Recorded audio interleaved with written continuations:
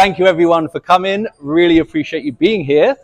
And we are going to go through, a bit of an n8n masterclass workshop where I know we have different levels of people in the room, but the attempt that we're going to try and do is to start off straightforward, make sure everyone's on board, and then maybe get a little bit more advanced towards the end. So the objective for this particular workshop is really, at the end of it all, to have a good idea for you guys of what we should be focusing on in order to create results using AI in our businesses. And that's the thing. And this I think, because we have a school community, so Amy there, my partner, we have a school community, she's like waving behind the camera. We have a school community where we teach entrepreneurs of kind of small businesses like agencies, coaches, freelancers. We teach them how to use AI to create specific results in their business. And there's a couple of mistakes that we see again and again and again. One of them is people saying, oh, what AI tools should I be using? Which is entirely the wrong question. The right question is, what results am I trying to create in my business? And what's the best way for me to do that? If it happens to be using AI, great. If it's something else, great. But we always have to focus on the result first. If we don't focus on the result, it's very easy to get lost in the weeds of using this tool and that tool and blah, blah, blah. And then at the end of it all, you've just spent a load of time using a tool, learning a tool that doesn't actually help make your business better, easier, faster, and create more results. And that's really what this is about. So to start this off, rather than immediately diving into n8n and showing you guys, oh, this tool does this, and this is how you use this, and these are the nodes, and blah, blah, blah, we're going to start with focusing on what results that each of you guys actually want to create in your business. And this should be the starting point, really, with anything you build, no matter how simple or advanced. So let's take a few minutes. I've got 3 questions for you guys. If you have a journal, you can write it down. If you want to do it on your laptop, you can do it on your laptop. But we're going to focus on what specific results are important to you in your business. And I will ask these questions again in a second. All right, so the first one's results. The second one is going to be, what are the biggest challenges that are stopping you from getting that result?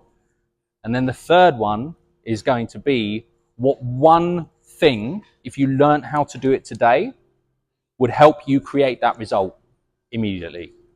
Okay, so those are the questions. I'm going to ask the first one again. We're going to start with answering the first one. And once we have some ideas, I want you guys to shout it out. And this, by the way, this is going to kind of guide how I do this session, because we have a lot of different levels in the room. We've got everyone from master full stack systems architects and database experts. And then a lot of us have never used n8n or workflows before. So yeah, we're going to, exactly. So yeah, we're going to make sure that everyone here gets value and everyone solves specific results in your own businesses. Okay? So, question 1. What results?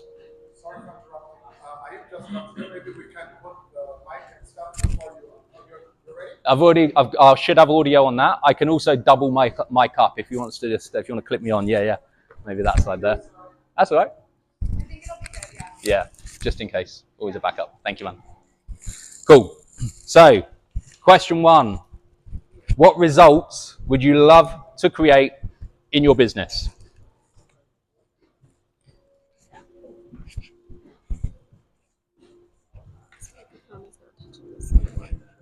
Make sure it's not touching fabric. Yeah. All good? Thank you, baby. Now, these results might be quick wins. They might be think through the lens of serving your customers. Customer journey, that's always a good lens to look at this question through. Think through the lens of saving yourself time. So if you're doing, repeated manual tasks every single week. And maybe think through the lens of revenue. High impact tasks are going to generate cash flow for your business, which allows you to serve more customers. All right? What results? Give you guys maybe 30 more seconds.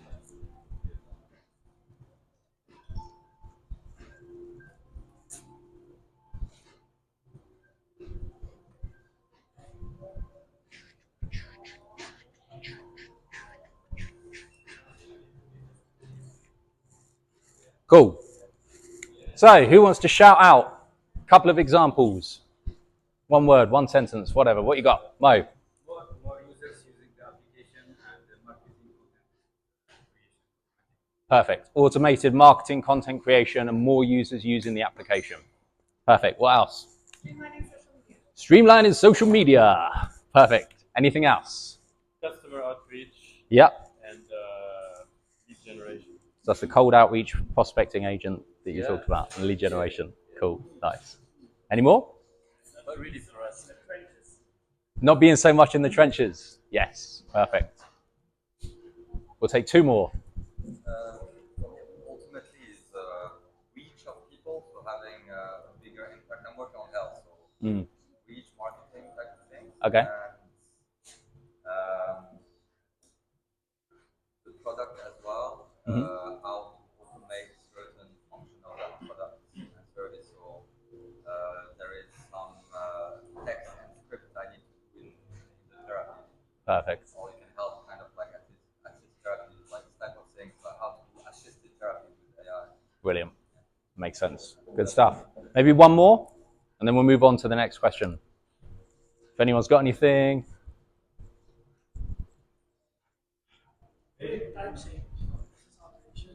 Time saved with business automations. Speed up processes. Yeah.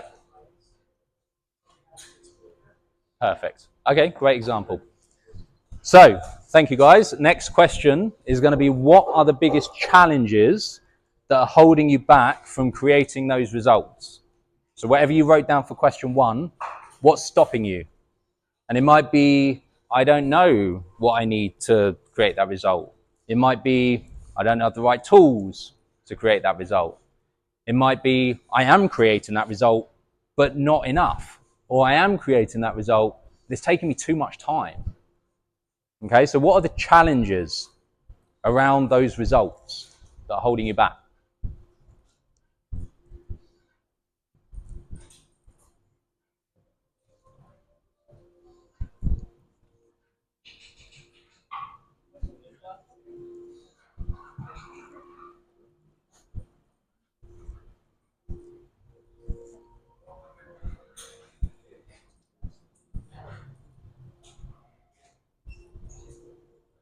Do 30 more seconds, and I will have a sip of coconut.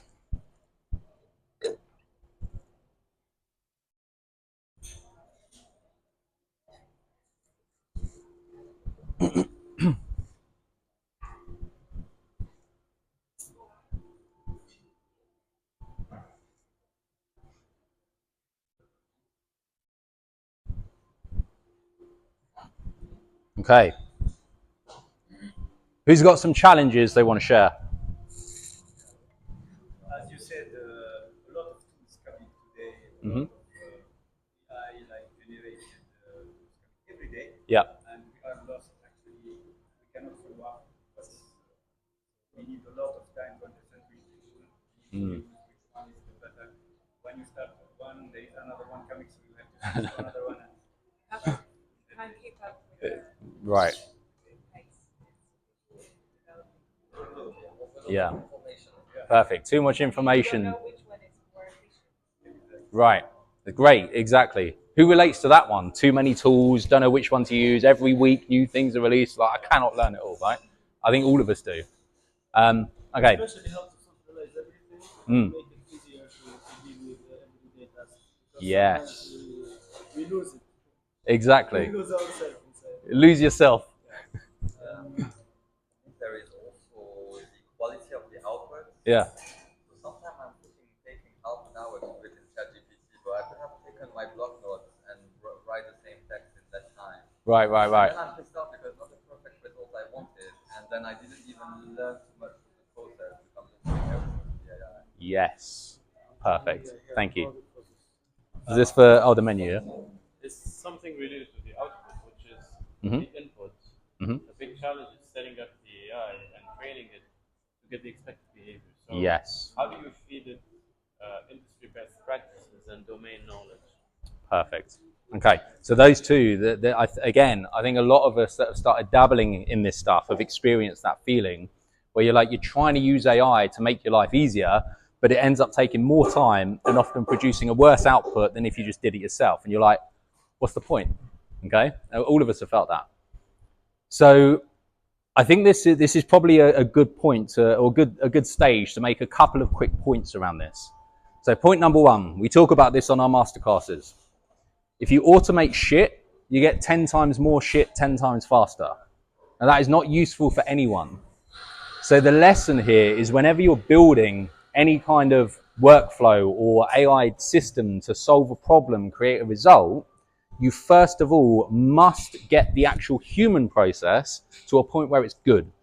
And you also must know what is the actual human process. Because again, we had someone last week, one of our friends who came on the masterclass, and she wanted to build a workflow to do with social media, so like content generation. But the problem was she didn't actually really know what her existing human process was. She kind of like just goes in, and when she's inspired, she makes some content, and then when she's made some content, she'll sometimes use ChatGPT for writing bios, but it's different prompts every time, and then it sort of sometimes goes here, or sometimes she saves it in a photo album, and there's no clear human process. And so that's before you automate anything, you have to know what is the human process, like that I do right now, what are the steps that need to happen, and all of it has to be focused on getting to an end result.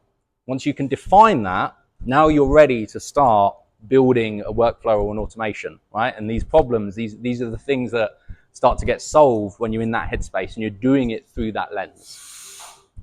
So, final question is, what one thing, if you could learn it today or, just know the right tool to use or whatever, what one thing do you think would have the highest impact on helping you move forward in your business? It could be tools. It can be knowledge. It could be skills, which kind of is sort of knowledge. It can be knowing a tool or a system. It can be, let's think, what else? It could be a role on your team. It could be, I don't know, a process. You tell me, what do you think? What do you believe? What one thing, if you had it, would help you just take leaps forward in your business? Like, God, that's a game changer, Maybe you don't have anything, and that's okay. And maybe you don't know. It's learning, hiring, right? Learning it myself, hiring the person. It could be whatever you want, Martin. If you're like, if I could hire someone to take over this part, oh man, that would be so good for me. I would save so much time and energy. So That would be a game changer. it would be a game changer, right? And that also, this actually opens the door to an interesting question, because we talk about hiring a human, but what about if you had an agent that was performing certain functionality well? That could be a role on a team. That's something we could talk about.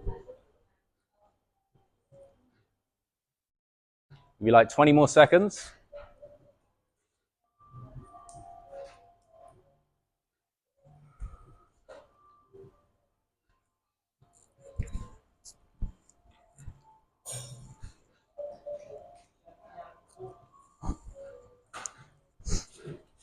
Okay, who's got anything they want to share?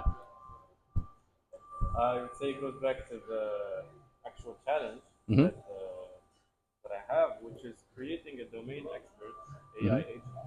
Yeah. So for example, when you're reaching out to the prospects that you want to reach out to for your client, the agent has the right information and is not hallucinating or making up false, responses. Not exactly, not like about that. Okay. It's really about having an agent that's capable of doing the work that a human being does in a specific field Yeah. that it chooses to. For example, you want to do the best competitive research. Uh-huh. How do you create an agent that has the best practices Got of it. the industry, like the Got top performing in that field? Or a sales agent, where do you get the practices? Do you feed it a book on sales, or do you tell it to have it, watch a masterclass, Mm-hmm. you know. So, and that applies to any field Yes. because all of those are services that you can build Right. once you have the invoice. Exactly. So this, again, this is a good opportunity to mention an important way of thinking when we're building these kind of systems. So if you're thinking, okay, how do I make an agent that has, you know, the right knowledge to perform its role effectively? There is a lot of overlap about how you would train a human role as well, right? So let's say that you took on a salesperson. Well, what information do they need to know? What skills do they need to improve and learn? And if you can start to think about how would you develop a human in that role, then you can begin to, once you understand how to overlay the tech part of it, like the AI workflow, to do those same things, that's going to be probably solving like 80% of the challenge. So we're talking about feedback loops, learning. We're talking about knowledge database. We're talking about, you know, the skill set. We're talking about training materials. So there's all these things. It's the same for a human as it is for an agent. But then the question becomes, what's the best way to implement that into a workflow?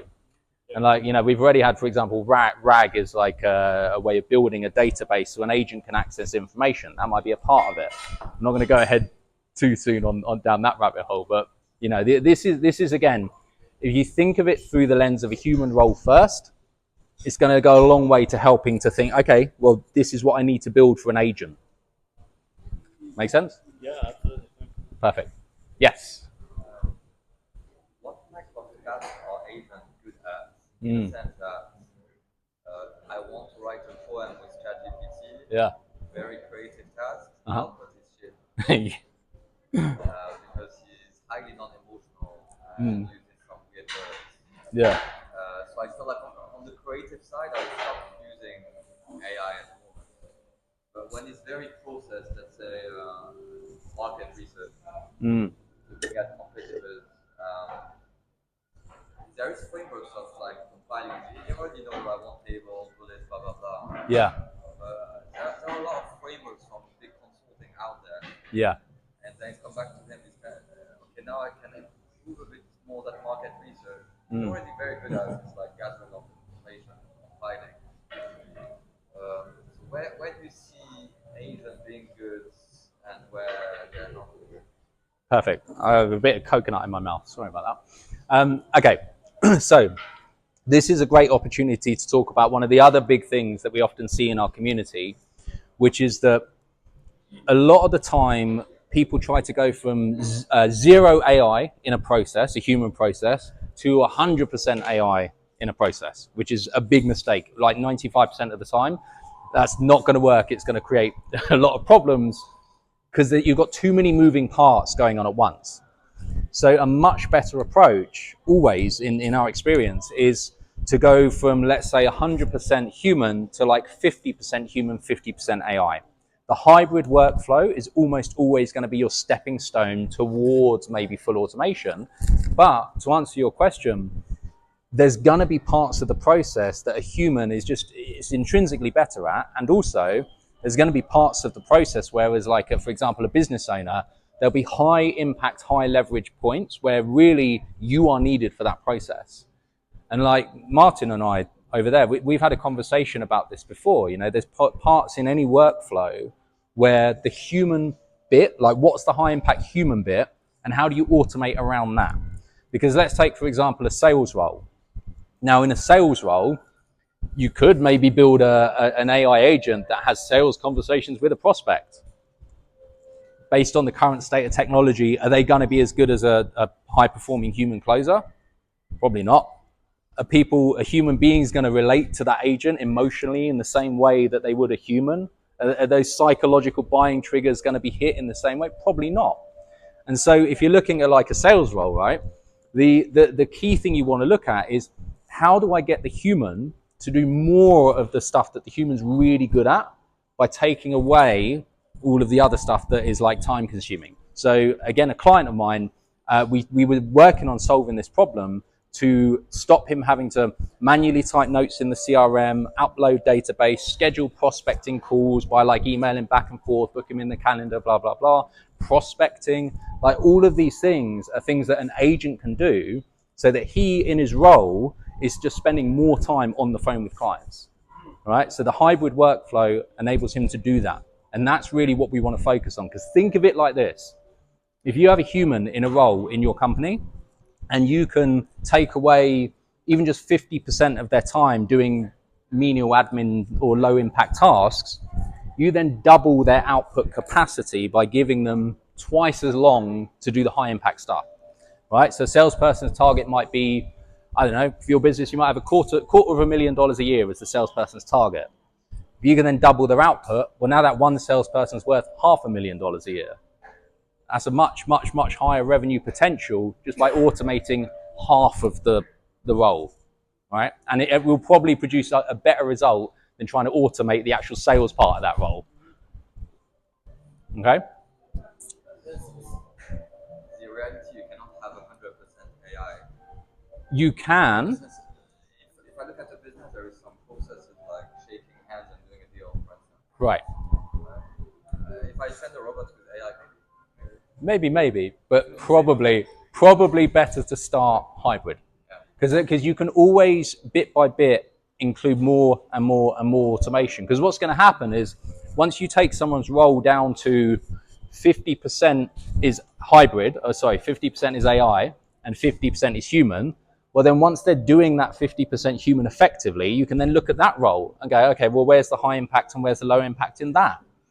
And that you can even break that down a bit more. But you can only get to that stage when you've started to kind of automate the low end bit by bit by bit by bit by bit. Okay, so it's just optimization, refinement, and just get the human doing what the human's good at.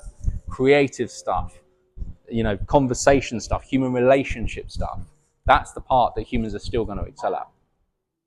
Okay, so with that being said, hopefully all of you guys have now got some results you want to create, some challenges and problems that we can work on today, and maybe some idea of what would be the one thing that you can focus on to help you create a big result in your business. Now, with that in mind, that's now when we want to start looking at, okay, well, how do we use AI to create those results? To build a hybrid workflow around our role that we're currently doing to create those results. So, does everyone have, and don't worry if you haven't, has everyone created a free account on n8n.io? Yes. No. Okay. Do you want to join in as well, or do you want to watch? Yeah. join in or watch? Yeah, if you have your yeah. It's, I'll take you like 2 minutes to create an account. Learn by doing it. Perfect. There you go. So it's just n8n.io. So before we start building anything, I'm going to give you guys a quick overview on some of the, let's say, core functionality of n8n and a bit of an explanation of what it does, how it works, and what the purpose is.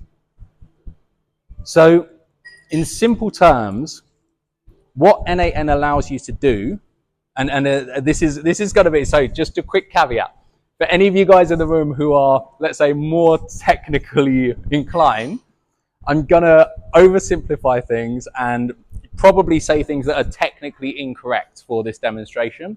But the point is to allow all of us in the room to just start using this tool to create some results, all right? Even if it's technically incorrect from a developer's point of view. We don't mind. Okay, fantastic. Thank you very much for your approval. Okay, so in very simple terms, what n8n allows you to do is, yes, automate things, but when you're breaking that down a bit, you could probably distill it down most of the time into this format. And what this format is a trigger. So that is something that starts the workflow, right? Something happens. And where does that something happen?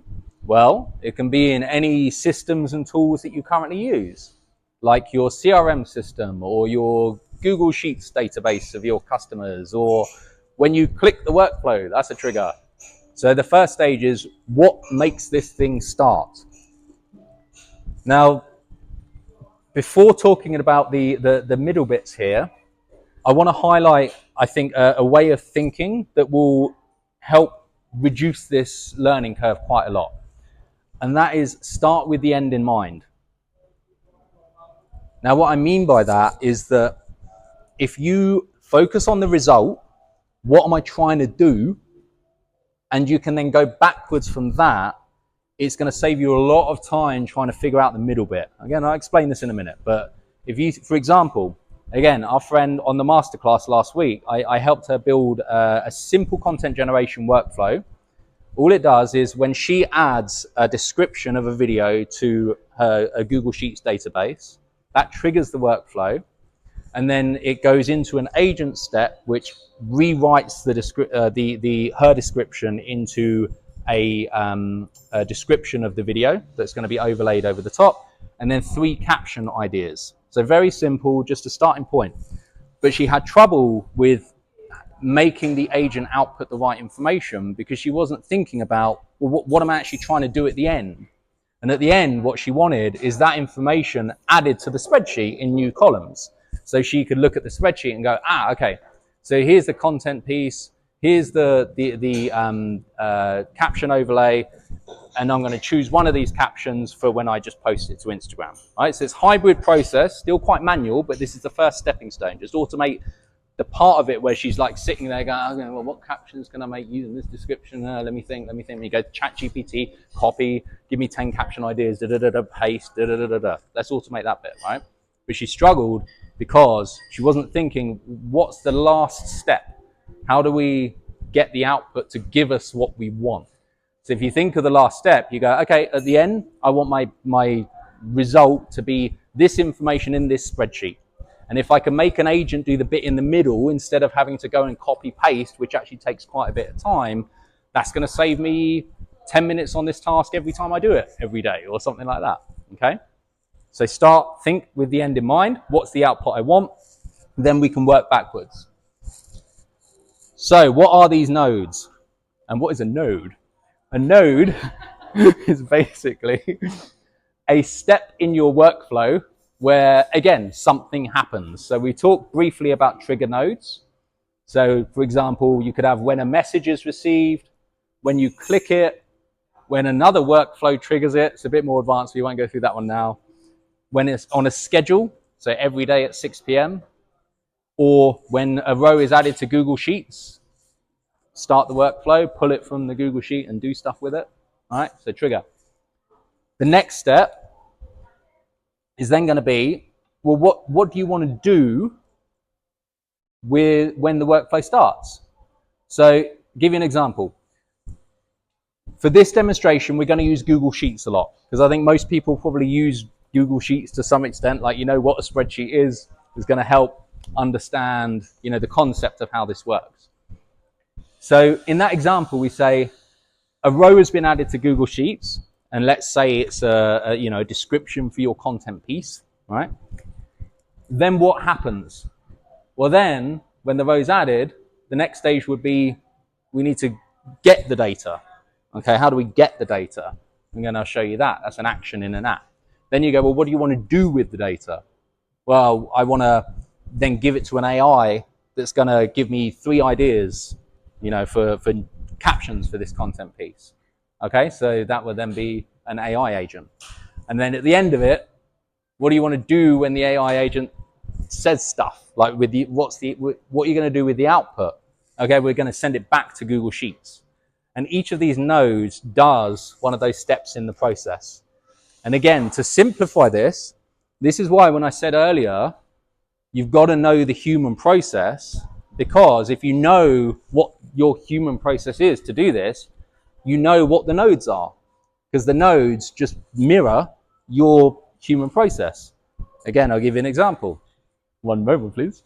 So let's say the process is you go in the spreadsheet, you grab the description, you paste it in ChatGPT, you copy paste a prompt that you write every time to give you 3 captions. It then gives you 3 captions, and then you take those captions and then you paste it into the spreadsheet. Well, every single one of those things is a node. Okay, so it's exactly the same as the human process. So that's the first thing. Get clear on your human process. Second of all, start with the end in mind. Know what you're trying to do. And then from there, we can start to build a workflow to match those nodes. Any questions at this stage? Yes. How much of your life have you automated? Great question. How much of my life have I automated? Amy, how would you answer that? Oh my god. Oh my god. Like 80%. Ah, come on, 80%. I would say 80%. You reckon 80%? Yeah. So you have like a million workflows. I do have a million workflows. That's definitely not exaggerated at all. You're But definitely like 80% AI. Beep, boop. Maybe. So, well, it's funny you ask that. Was it? Yeah, the AI agent, exactly. Sponsored by Anthropic. That's correct. I'm avoiding the question. I think I'm real. I'm pretty sure I'm real. Without going into simulation theory type stuff, let's say yes. No, Ravi's question. How much of my life have I automated? Thank you. You automated quite a lot of stuff. Yeah. What is the use case you are the most proud of, or is cutting you maybe the most time, or getting you the most value? Okay. Remind me near the end. I'm going to circle back to some actual some workflows that I'm running and some workflows that I build for clients. Because there's definitely a couple that I'm much more proud of than others. But I think if I dive into that now, it's going to be overkill. You know, I want to kind of give the foundation, and then we'll do a couple of examples. So please remind me at the end. Please also remind me at the end, and we'll look into that. Good question. Yes. A question on this board, just to be clear. What do you call each of the elements here? Which ones are the nodes? Every single one of these is a node. Okay, so even a trigger is a node. Yes. A trigger node. A node is just a piece in the workflow. Yeah. Exactly. Or like pieces of the chain, or is that? Yeah. Link in the chain. Exactly. A link in the chain. Yeah, that's good. Good way of putting it. So an AI agent is also a node. Yeah. That's right. And over there, the ones, like, what's the difference in the visualization? You have the square ones and you have the round ones. Is it a I mean, I know in visual modeling there must be different things.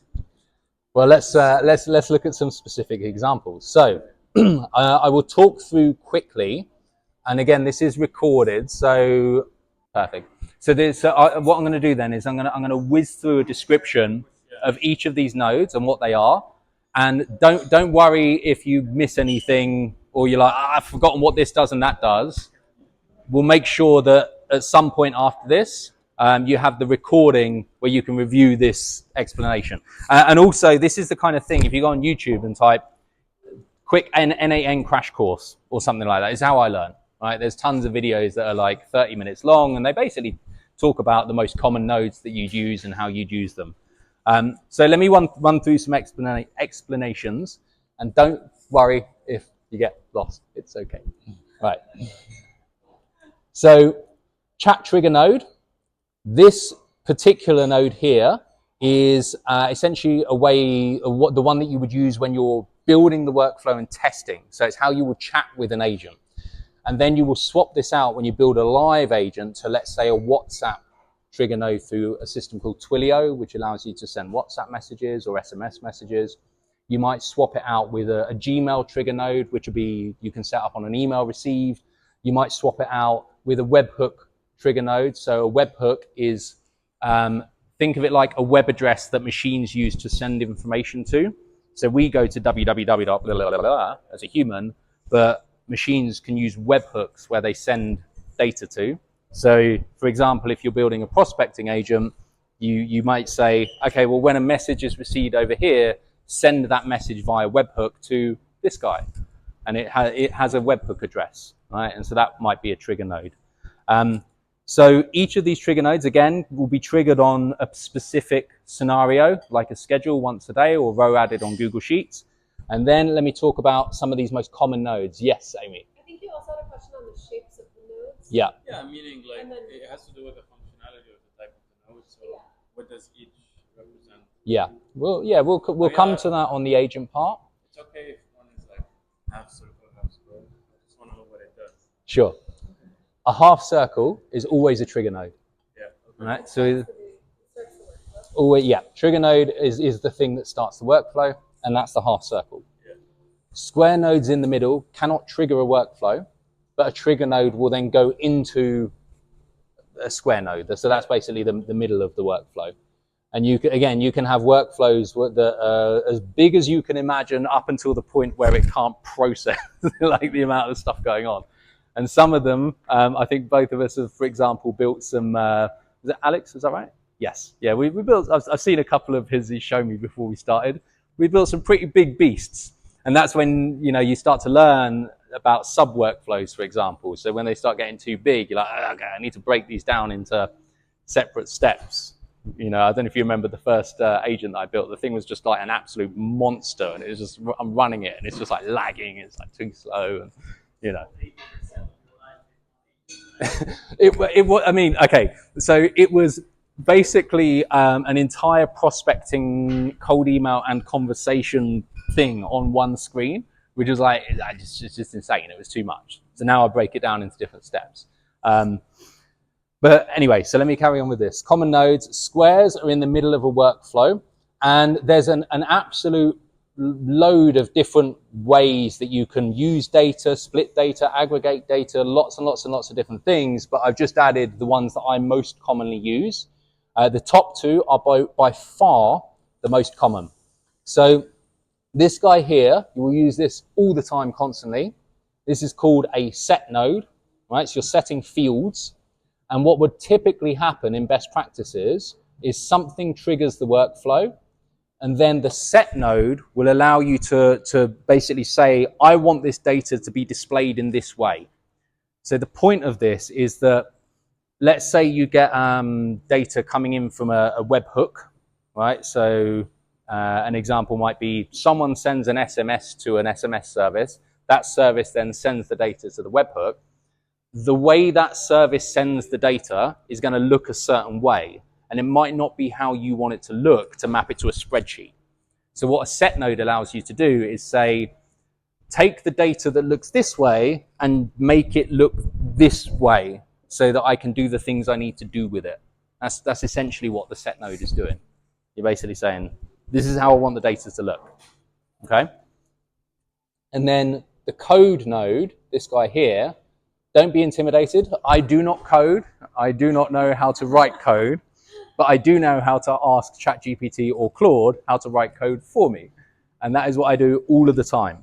And so this guy, you're going to use this so many times for simple things like when an AI agent outputs its response, again, you might want to make the data look a certain way so you can put it in a spreadsheet properly in the right columns.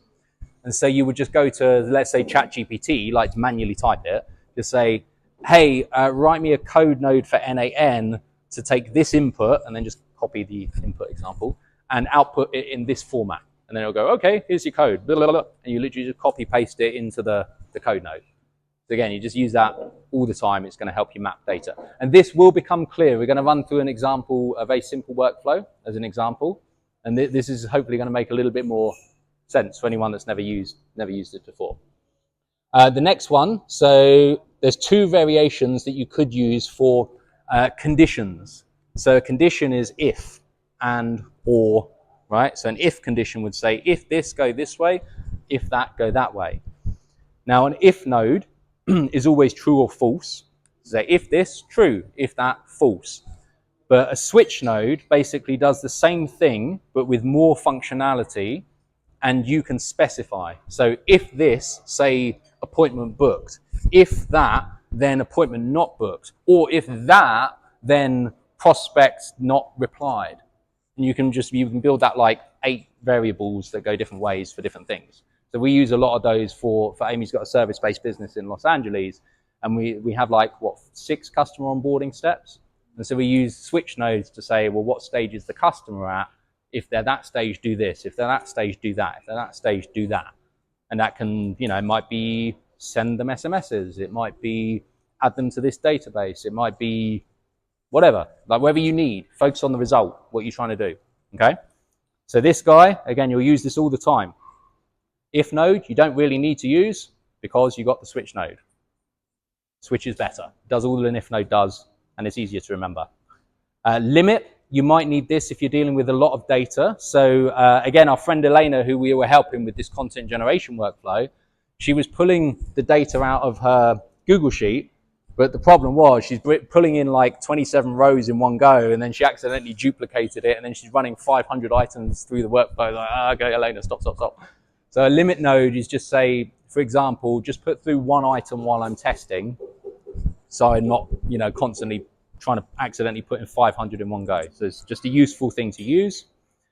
For a lot of you guys, I've got these in here because a lot of you guys said content examples, social media. So a lot of the time, if you're, for example, hooking up to an agent to generate content, like Nano Banana, for example, then you will often have to do things with the image that it generates. So these two nodes here, so either convert to file or extract from file, allow you to work with images in an n8n workflow. And again, all of this stuff, I just want to show you here, like if you're not familiar, just some ideas of what you can do. And then if you want to learn how to do it, you then go to YouTube and you go, how can I use Nano Banana in n8n? And then it should make some kind of sense, right, of how to do it. Yeah. How do you know what nodes to put in order? So, like, for example, the limit node. Yeah. I feel like this goes back to like the human steps, but as a human, I would never put 500 at once. It would always be one. So I feel like I don't even have that step. Yeah. So how do you know where like the limit node? Okay, so in Elena's example, when she started putting the steps together, she had like, get the data from the Google Sheet. And then she said, which data? And then she ran it and it pulled through 27 items. You will then be able to immediately see that, and I'll show you in a minute. But you'll be able to see that and you're like, okay, fine, it's pulling through 27 items. Oh, I know there's a thing called a limit node. Let's just chuck that in there so it only pulls through one. So it will just be, you're just looking at the workflow and thinking, well, what's it doing?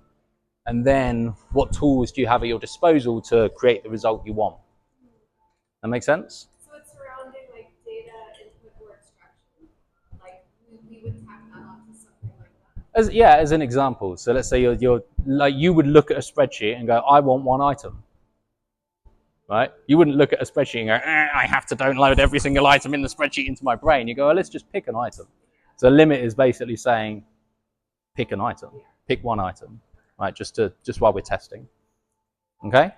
And then this guy, I'm not going to go through this one just yet, but it will become relevant in a minute when we do a couple of examples. The next section here, so this is when we get to the step of what do you want to do, all right? So the trigger node, data's come out. Maybe you've used a set node to say, hey, I want the data to look this way. And then you're like, what do I want to do with it? I want to send it to a spreadsheet, or I want to have an agent do something with it. And then I want to send it to Google Sheets. So action in an app. Has anyone used Zapier, by the way? Zapier. Few people. Okay, cool. So think of it like Zapier. There are over 1,000 integrations with existing systems. So any SaaS products that you guys use, chances are they're in here.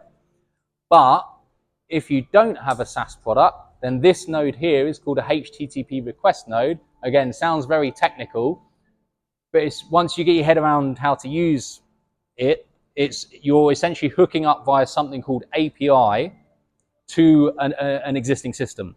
So every single one of the system nodes, the action nodes that we see here to existing systems, they're basically a HTTP request node just packaged in a pre-built format for the particular system, right? It's all the same thing.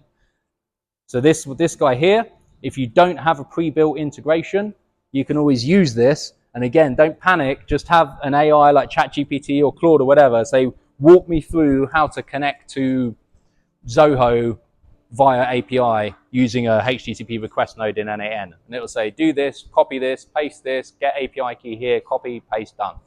Right? You can always get the AI to help you.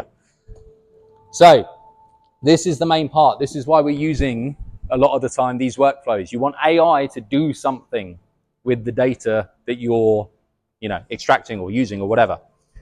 So let's build a very simple initial workflow. And I'm going to say, let's take something from a Google Sheet. And let's use a live example, actually. I want to make this relevant. So a few of you guys have talked about content. We could do examples to do with email, but let's think of content. So does anyone do any manual tasks at the moment related to generating content, like descriptions or bios, or like writing stuff or copy and pasting stuff from ChatGPT to somewhere? Anyone got anything like that? Take videos with my phone already. Take videos. Take videos from my phone already. That's the first step of content creation. Okay, so you've got videos on your phone. Yeah, I have videos on my phone, then I need to cut them because they are too long. Okay, so we're editing. So I think, so we could talk about integrations with systems like Opus Clip and stuff. That might be a little technical as a first one to start with. I'm thinking more like, so text data. So rather than video editing data, anything with text data that you're using. It's possible, yeah. Yes, the music selection from my library. I have great music, but I want to Oh, data. that's very difficult. If Music. me, I stay like one day selecting the music. Like choosing the songs. That's the most Between difficult part. cutting it, selecting the music, then Yeah. adding the captions, then he fucking did so many mistakes No, in the no, caption. there is editing and there is selecting the music. Like it's the same load of volume. Yeah. Pretty similar. Yeah, I mean, and let first workflow, let's start with text, and then we'll go on to something a bit more advanced. For example, create the LinkedIn post about this stamp, for example, blah blah blah. Cool. But the most painful that using ChatGPT, Cloud, etc. Uh-huh. It gets so generic, so robotic Yeah. sound. Looks like output. Yes. And we have solution. My wife creates one system Mhm. which I convert from Russian language to English one, and I hope I will launch it in 2-3 weeks. Yeah. It's a DNA expert, Nice. which helps to AI writing your own tools. Perfect.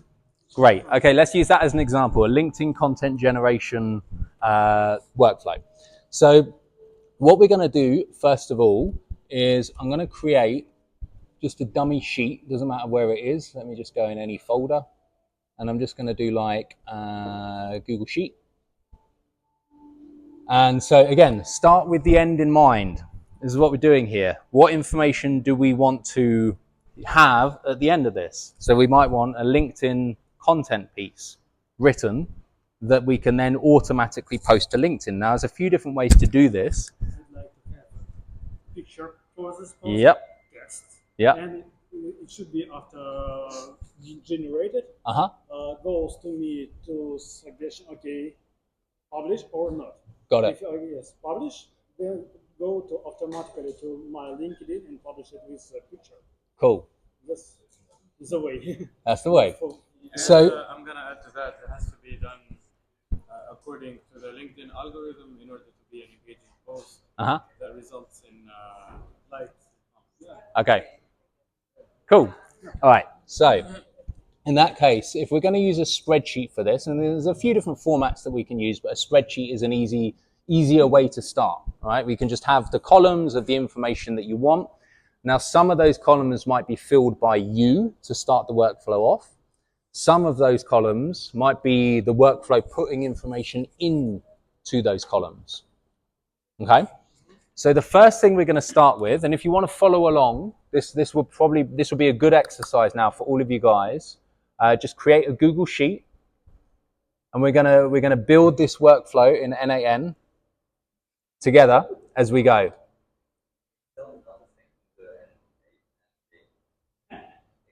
Oh, Excel. Excel is not a thing. I've actually never even tried to use Excel in. There you go, Microsoft Excel 365. Yeah, so if you're hooking up with the you'd hook up.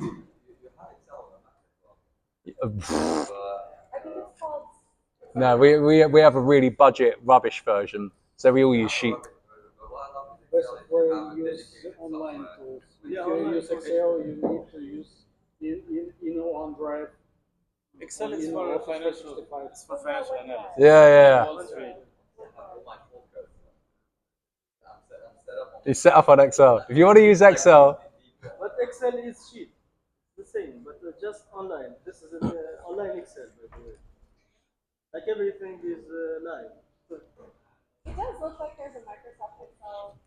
Oh, there is. Yeah, you can. Yeah, you will be able to hook it in. I don't know how the cloud or the API works with Excel. It might be quick. It might be easy. n8n Google Sheets. When you're on n8n.io and you're not self-hosting, you can literally just click sign in with Google, which we'll do in a second, and then you're bang straight in Sheets. It's like super easy. Excel, maybe you need a client. I don't know. Yeah, if you want to use that, feel free. But we're going to stick with Google Sheets for this example. So let's start the workflow. Rather than starting the trigger with Google Sheets now, we're going to do a manual trigger, right, while we're building this, which is just going to be when clicking execute workflow. Okay, so that means while we're testing this, that's the first step. Now, in the Google Sheet, the first thing that we're going to do is what is the LinkedIn post that we want to create? Now, I have a LinkedIn content generation workflow that I use that posts content every day at the moment. And what that does is I can put in transcripts from my Fathom. So whenever I do a call, like a sales call or like a masterclass or something like that, I can take the Fathom transcript, send that into the workflow, and then the workflow will auto-generate 3 to 5 content pieces off of that transcript. Now, immediately, that means, Alex, that will be in my tone, it's using my language, it's using my arguments. That solves a major problem. For the purpose of this workflow, let's just keep it simple. Let's put the first column as LinkedIn content idea. Now, here's a little top tip. Why did I put this all with no spaces and capital letters on the first word or whatever? Right.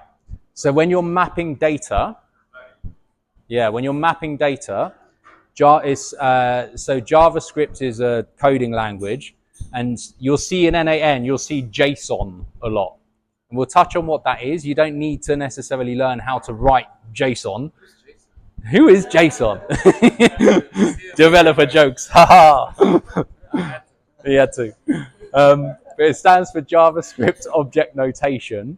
And when you're writing stuff, or when the workflows are doing things in JSON, things need to be worded exactly as they are. Capital letters, spaces, etc. If anything changes, then it's gonna disconnect the workflow. So a really good habit to get into from the word go is just whatever naming convention you adopt, like whatever your thing is, stick to that. So don't sometimes go like LinkedIn content idea and then sometimes go like capital I here and then like space and then like that, and then sometimes do another one where you're like lowercase like that, because you're constantly going to be tripping yourself up where you're like, oh fuck, it's capital I, or no, it's lowercase c, oh I didn't put a space in this one, oh I did put a space in this one, and just things are just going to keep disconnecting.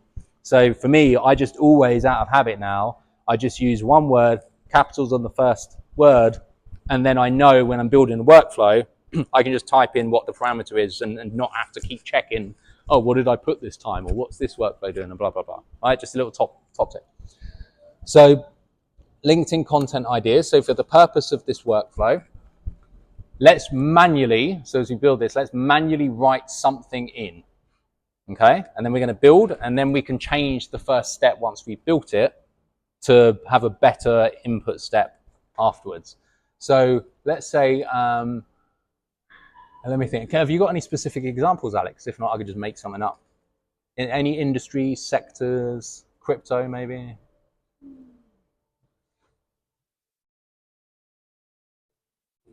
Content creation for education course. Education course. Hey, what about like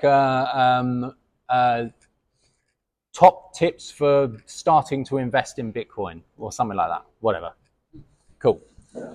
Okay, so we'll say like article, and again, you guys can do, if you have literally an example you want to do for your own content, like your own business, just start with that. Okay, so it might be like spirituality best practices for, you know, starting yoga. It might be here's 3 breathwork techniques for whatever. Right, exactly. Who spent time in Ubud? Say you've been in Ubud without saying you live in Ubud. So article containing 3 top tips when starting to invest in Bitcoin.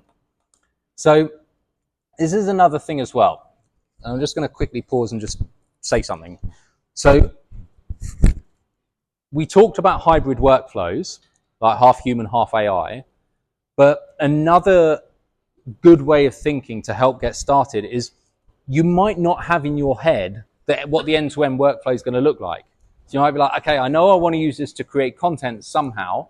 I know I want to get data in and out of a spreadsheet, but I don't know where the first prompt's going to come from. I don't know how I'm going to make it good quality yet. That's okay. Just start building the foundations. And then once you've got something in place, then start going in and improving, changing, making this step, this data come from here or there or wherever. Yeah, exactly. Create an MVP. This is what we're doing now. Can we also add in the workflow some content to provide to serve as base for this post rather than just finding from online? Yeah, exactly. Yeah. So the example I mentioned was that I use my Fathom transcripts for my own calls, and that's the input step, so we right? are gonna do that. We're not in this one here. I'm not going to go into Fathom transcripts and blah blah because I think most people wouldn't use Fathom necessarily. The API is not too hard to set up, but there's a few steps to go through. But for the purpose of just getting started with like the foundations, we don't have to use Fathom. I mean, is there a way if we can just provide some additional information in the Excel? Yeah. And use the contents of that cell. Absolutely. To inspire the post. Yeah.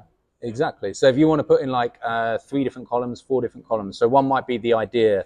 Another one might be like use these themes. Another one might be speak as if you are this expert or whatever, you know? So whatever. So think of it like this. If you were writing this prompt in Claude or ChatGPT or whatever, what variables would you be putting into that prompt? And maybe you have a template already of a prompt that you use and you change this and change this and change this. Amy did this and still does this for her TikTok account. What, you know, like 27K or something like that? Yeah. So we have a simple workflow where she essentially, what the account is focused on is, how do I explain this without going into irrelevant details?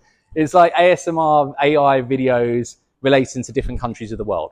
So the first step is she just adds a country in the first column of the spreadsheet, and then the next step in the process is, yeah. So we have a workflow that auto generates a material variable for that country, like sand if it's like the Middle East, or like, you know, red soil if it's like Utah or something, you know. So it's something relevant to that country, and then the next step is it will use the material and the country to generate the bulk part of the prompt, which is like 20 little figurines to do with that country. Then it will generate for VO3. That will be the next step. That will then mean she's already got all the variables in the prompt generated, and that's just following a set template. Does that make sense? That would be she's filling in all the different columns. The work she fills in the first column. She just puts the one word, the country, and then the workflow does the rest of it. And that saves her having to manually edit every single prompt every single time and write out everything. So in n8n, the node would be called, sorry, the trigger node would be called when a row is added. Yeah. Then start the workflow. Yeah. That will be set up as. Yeah, that's right. That's it. So when you type in the country name, that then triggers it to start. It pulls the country name, and then it recognizes, oh, the other fields of this row are not filled in already, so then go and start the workflow. She's like, he built it for me. Okay, so we're just going to start with this for now, and let's just use this to begin to identify or figure out how do we then use this information. So the next step, we've got this manual trigger here when clicking workflow. So then what are we going to do? We want to get information from Google Sheets. Okay. So that is going to be get rows in a sheet on the Sheets trigger. Everyone on that? Cool. Now, because you won't have used this before, you're going to have to create a credential for the first time. So I've just made a dummy n8n account myself.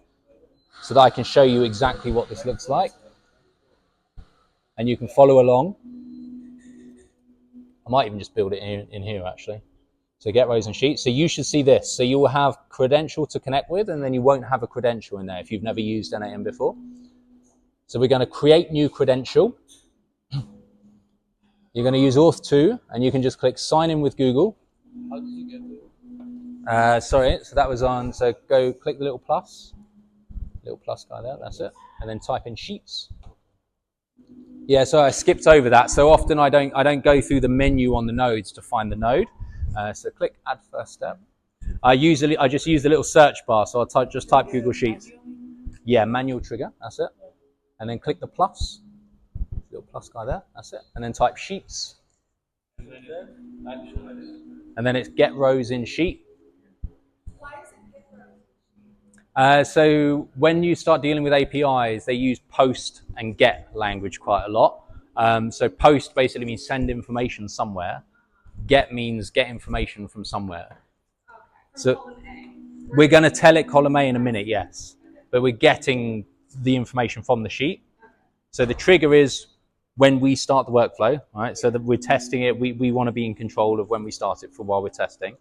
And then what happens after we start the workflow, well, it's going to go and then get the information from the sheet. So, okay, so yep. So when we're on that screen, credential. So click the top box. So you. That's it. And yeah, you were on it. Credential to connect with. Create new credential.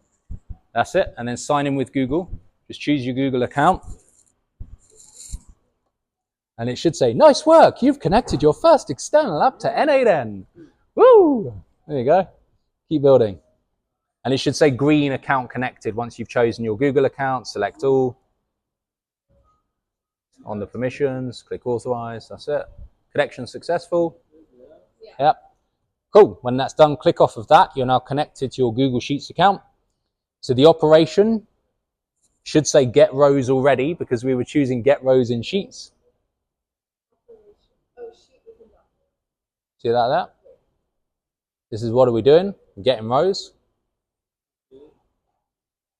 And then we're going to choose the spreadsheet that we've just created. Now, at the moment, I've named it nothing, so I'm just going to call it like example spreadsheet n8n class.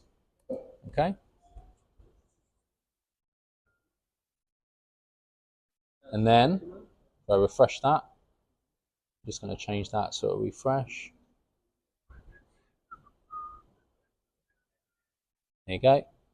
So then we choose our spreadsheet from the list. And then sheet, because we've only made one tab, it's just going to say sheet 1. So we click that. And then when you've done that, if you click the orange execute step in the top right. I put only the here. Yep, choose that. That's it, sheet 1. Yep, that's right. That's it. And then click execute step. So what all this is going to do at the moment is just get the information from that sheet, that tab in that spreadsheet. Okay? Operation. Okay. So we're not creating spreadsheet. So come out of this. So we just click back to canvas. And then we're going to delete that guy. Just click either press delete. That's it. Plus. And then type sheets. Google Sheets, and then we're going to get rows in sheet. That's it. And you're already connected. Okay, Google Sheets account. So your Google connection, is this a new n8n account, Mo, or is this an old one? The connection might have timed out, so if you reconnect, yeah, so just sign in with Google, reconnect, it should then reauthorize for you. Yeah, and then when you're get rows, yep, document, choose the spreadsheet in the top row. So from list correct, yep. And then it should be the one, whatever one you just created. And then when you've chose that, the bottom box is going to be sheet 1. So click sheet 1. That's it. And then click execute step in the top right.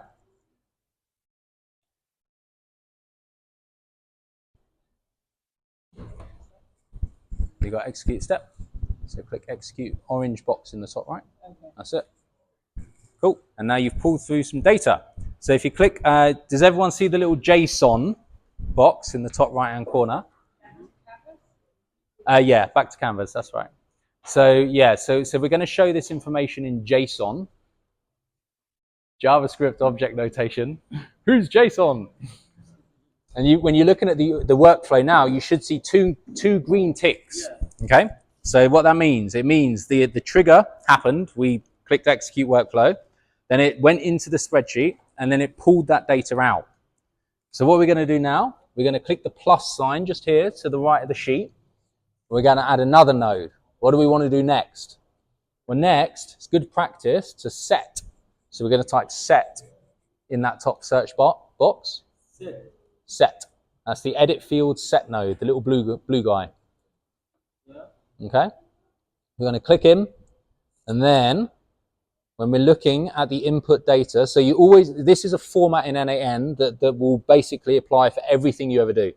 On the left-hand side, you've got the input data that comes from the node before, and on the right-hand side, you've got the output data that will come from this node. And you can always navigate, so you see on the left here, if I click this little sheet icon here, that's always going to navigate back to the node before. And if I have made a node after this, I can go on the right and I can always navigate to the node after.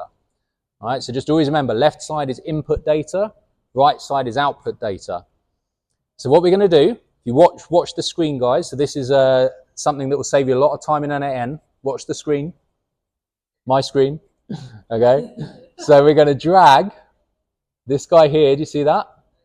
So we drag this into the set field like that, and it's automatically going to add the JSON, who's JSON, going to add the little JSON container. So this references that column in the spreadsheet, the one we called LinkedIn content idea.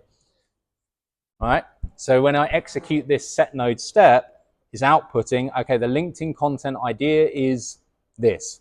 Now, when you look at this, you might think, well, what's the point? We've just taken the same thing from one side to the same thing the other side. Okay, yes, but also there's many instances where you're not going to be using Google Sheets all the time or this all the time. You're going to use many different things within the workflow. And not every system is going to call the same thing every time. They're going to name these things in different ways. So if you're using a standardized naming convention, it's going to make it so much easier for you to pass data between different things. Because you know, if you're like, well, I called it LinkedIn content idea, one word, capitalized each time. If that's what you're going to call it, every time you pass it between different systems, you're not going to constantly have one system sends it back in lowercase, and then the other system collects it and uppercases it, and then another system changes it to their own underscore in the spaces format. So what happens when you rename it on Google Sheet? Yes, so if you rename the column on Google Sheet, you would need to refresh your Sheets node on here to make sure it's pulling the right name through mapped to the set node. So this is, again, it's just through practice. You'll get used to every sheet you build, you use the same naming convention. And also, if you start with the end in mind, you already know what data you want to have in there at the end. So you're not like getting halfway through the workflow and going, oh, fuck, I forgot to add this column. And you go in and change it. And then the workflow is like, you need to refresh your fields because the column names are different now. And you're like, oh, shit, I'll do that again. You're like, oh, fuck, I forgot to add this thing. Let me go back in and change it again. All right, so just, it's practice.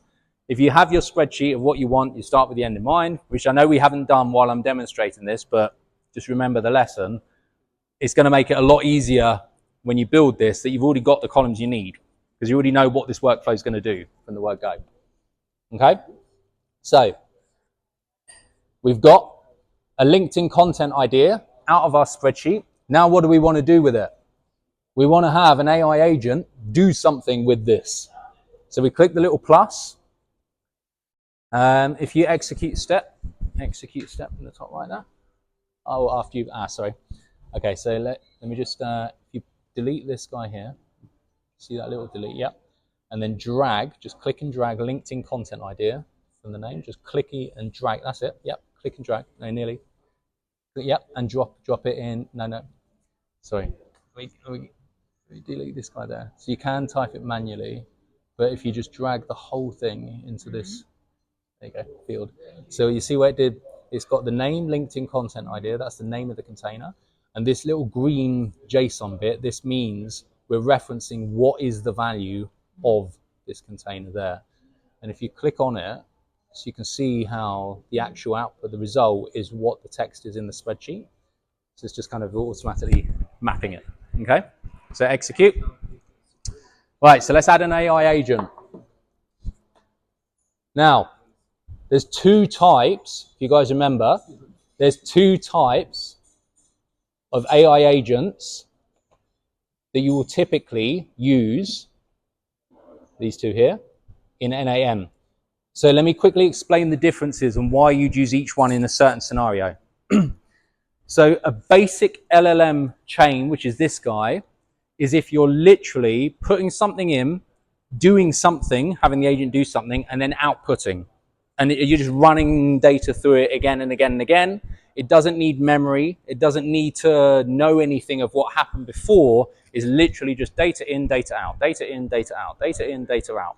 So in this example, what we're doing here, this is data in, data out. We're going spreadsheet in, what do we do with it? Output, bang, task done. Thank you. That's a basic LLM chain. An agent, AI agent, is for something more complex. So this is where it might, for example, be having a conversation with a prospect. So you need to give it memory. It needs to know what happened in the previous 5, 10, 20 messages. So it's always got context.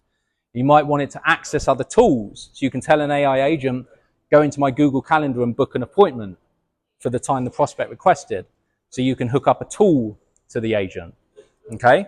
So just remember, basic LLM chain is data in, data out. AI agent is anything that's a bit more complicated, including if you need memory. We'll maybe touch on that if we get time at the end, but for now, go back to a workflow. Click the little plus. You should have this menu here. Type basic.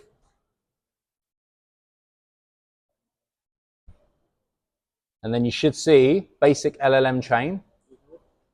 Yep. Everyone got that? That's it. Yep. Good. Cool. Now, important lesson. If you've never used any kind of workflow or custom GPT or really anything outside of a standard LLM like prompting ChatGPT, you may not be familiar with the two prompt structure that agents will always use in really anything that's just more advanced than just prompting a ChatGPT or something like that. So the way the two prompt structure works is you have what's called a user prompt. So in this top box, just drop that to the define below option. And you should see this prompt user message box appear. And then down below, you've got this add prompt button. See that? And that, when you click that, you're then going to have a system prompt pop up with a message box. Now, the difference between a user prompt and a system prompt is for this format in an n8n workflow, you are pretty much always going to use the user prompt for this is the data that's coming in. And then the system prompt is, what do we do with that data? That's why you need two parts, because you need to have a way to show the agent, well, what's the actual data that we're working with here? In this case, it's the column in the spreadsheet, right? And then you need to have the agent know, well, what do you want me to do with this data? That's what a system prompt is. Now, there's a format that we teach in our masterclass, and this is just good prompting structure. And you'll hear variations of this, but generally speaking, a prompt always needs a role. So that's what do you want the agent to act as? It needs a task. What do you want me to do? It needs context. Like, what are you going to use this for? What's the purpose? Whatever. So you've got to understand context. Constraints. So this is things like don't do this, avoid this, or make sure you consider this, and blah, blah, blah. So think of context like guardrails. And this is where we talked a little bit earlier about consistency of output. So the better your constraints and context, the more you're going to start to create reliable, consistent outputs within a workflow. And a lot of this is testing, right? But constraints is the fourth part. And then the final part is output. Output for workflows is critical. And this is, again, start with the end in mind. If you know in my spreadsheet I need to add this field and this field and this field, Well, in order to get those fields out of the agent, you need to tell it, output your result or output your output in these 3 containers, named these 3 things. Because in the next step, you know you need to send those things to the spreadsheet. So you have to prompt that in the agent. I would say if you're starting with the end in mind, the main part of getting a workflow that's good and getting a workflow that's trash is going to come from how you tell the agent what to do. Okay? So user prompt is where you're going to send the data into. System prompt is where you use role, task, context, constraints, output to tell it what do we do with this data. So I'm just going to keep it very quick and simple for this example.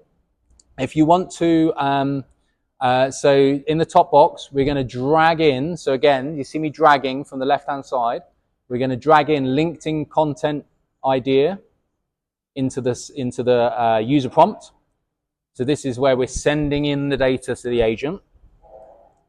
And then in our system prompt, we're going to use role, task, context, constraints, output. And if you want to get a bit more space, because it's a bit hard to see what's going on here, make sure you've selected expression in the top right of this box. See that? And then click this little, you see this little button here in the bottom right corner. When you click that, that will expand out the box into this big box. You can see what you're doing, right? So we'll say, role, you are a master Instagram content creator for, what was I doing? Crypto. I've forgotten. Bitcoin, yeah, for crypto, that was it. Whatever you, oh yeah, that's a good point, LinkedIn. Yes, so on this screen here, you see that one? And then do you see in your system prompt, you see this text box? Yep, expression. And then you've got this little box in the bottom right hand corner to expand it out. See that? Yeah, click that guy. And then you can type in the big text box. So you came up with, like you actually typed role, task, context, constraint, manual. Yes, okay. Exactly. So something, I do have a little, sorry? It's on purpose for what we're doing here. Again, another top tip. If you're writing, let's say you have a longer prompt, and try to keep prompts non-fluffy where you can, but sometimes you need to give like quite a lot of context for certain things. If you have a long prompt, you can use Markdown, which is this. And I'll explain this in a second, but you can use Markdown to basically tell the agent, this is a heading 1, and then you might go like context, subheading, like that. So Markdown is when you look at a Google Doc and it's got like big headings, sort of smaller headings, even smaller headings, and it's splitting it into different sections. That is using this code to display that information in this way. So all you really need to remember is £1 sign means heading 1, £2 signs means heading 2, £3 signs means heading 3. And so you're just doing it to like nest. I'll explain what I mean. You might be nesting information under different subheadings. So we've got like subheading 1, and then you've got, so this is going to be like sub. Sorry? Yes, exactly. So you're basically saying like these are subheadings, these are, separate little headings under this subheading, and then this is a new subheading, and this is all within the main heading of context. And then we go on to constraints. Again, that's another H1. Does everyone understand this? I'm kind of just giving an example that is useful. We don't need to do it for this prompt because we're just writing a quick role, task, But using Markdown is a good way to make sure the agent understands what are the categories and subcategories of information and where is it relevant. All right? So let me just undo all of that. I'm just going to leave the M1, the heading 1 on there for now, might as well. So I'm going to say create 3 LinkedIn post ideas using your input user prompt. Context, I will be posting this on my crypto news LinkedIn channel. And again, this is not a lesson in writing a good prompt. This is a lesson in using n8n. So it's purposefully very quick. Constraints: do not fuck it up. I'm joking. That's not a good constraint. Yep, that's a good one. So say do not use dashes in your output. We want your copy to sound human. And I'll often put, That's a big problem. yeah, Always take it off. always. Yeah, chuck that one in there. If properly dedicated, it will be really good. That's it. And then we say output. Oh, if I can spell. Output your response. Sorry? You get a result in 20-page document DNA there. Yeah, we don't want that. So here's a constraint as well. So we say keep, is a good idea. Keep the character limit below. Just for this example, I'm just going to pick one. So again, you experiment with this stuff. If you're like, oh, the output was too long, well, then you need to put in a constraint. Say keep it below this character limit. If it was too robotic sounding, say you need to add a tone instruction. Your tone is warm and friendly and blah, blah, blah. Your tone models Alex Hormozy, your, whatever. Or even you're guiding it with your input prompt. So once you've done this basic workflow, you might input some of your own writing into the step and say, model this example of a well-written piece. Model the tone, model the language use. So you can either put that into the prompt itself, or if you want to get a little bit more advanced, you can pull it in from different data sources. But again, that's when you start just building on top of the foundation, which is what we're doing here. So output your response into 3 separate containers named, and we're going to call them, again, these are spreadsheet columns. So this is where, if we were keeping the end in mind, you'd have already named the columns content 1, content 2, content 3, whatever the result is you're trying to create here. If you're like, I want 3 article examples. Okay, great. Well, they need to be added somewhere. How do we add them?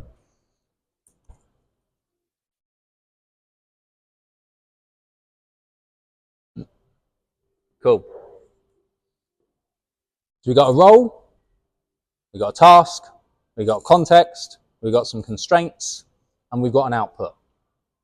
I know I already asked you about that, but in the beginning in the role, like you did this capital letter in purpose, or it was just because you always do that. Yeah, exactly. Because you did that there, but you didn't do it in the task and in the context. Yeah, I mean, there's some habits. For example, I have this is another little trick that you can do. I'll just show you something here.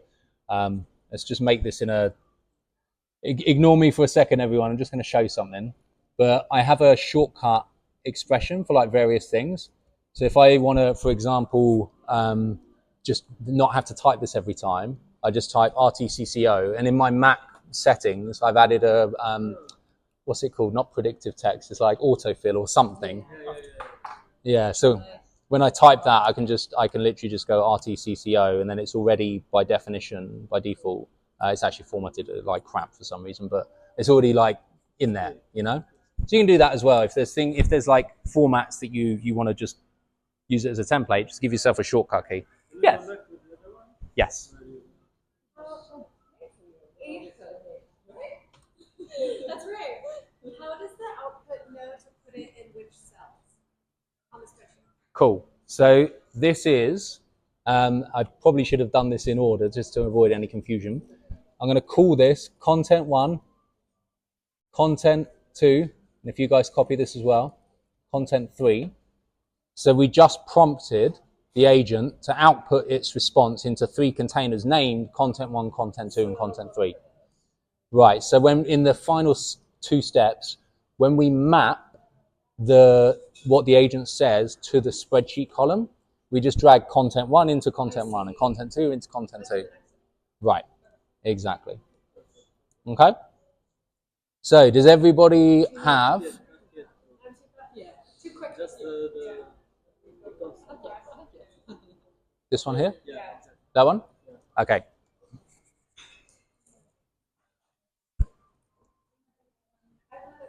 Sure. I have 5 in column A because I'm an overachiever. Will it know to take A and put it in B and C and then 3 and put it in B and C? Okay. So when we're feeding in multiple values at the front end, we need to add either a limit or a loop node to basically send it through one at a time. But it's only 5. I think I'll be okay. No, because it needs to know which input value to map the output value to. So for now, so Amy, so all you do just for this testing step, you've got 5 inputs, right? 5 data items that are going through here, right?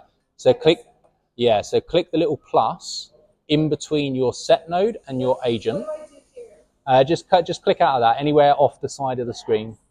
At top left, you've got back to canvas, or just click off the side, it will minimize it. And it'll save it?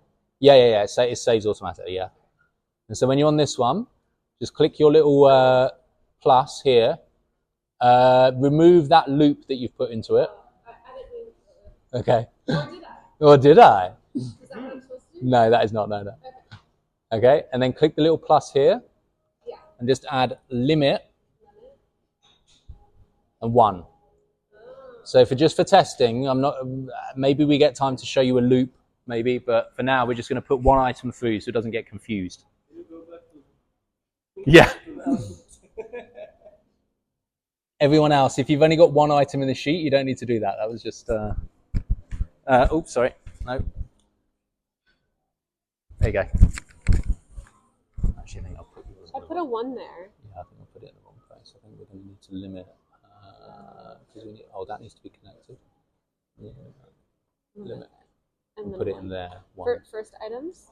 Yeah, max items 1, first item. That's it. Okay.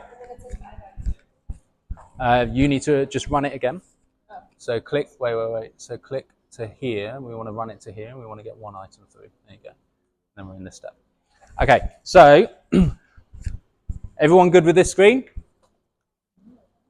Yep.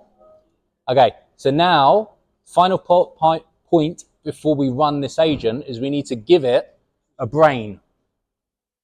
Okay, so on this little model plus here, we need to tell it, well, which model are we going to use?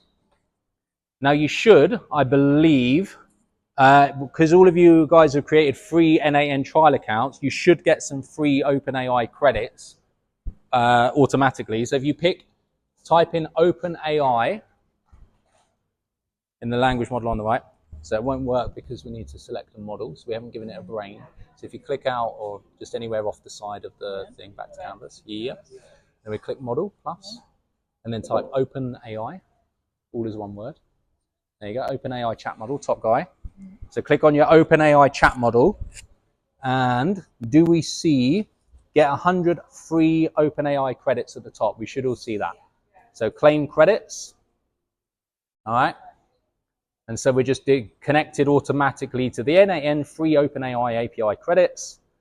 So the model, for now, we can just leave it as 4.1 mini. I often use 5 mini just for like some menial tasks. I prefer Claude for more complex, like copywriter. Again, this is, if you use Claude for your normal stuff, just use Claude for here.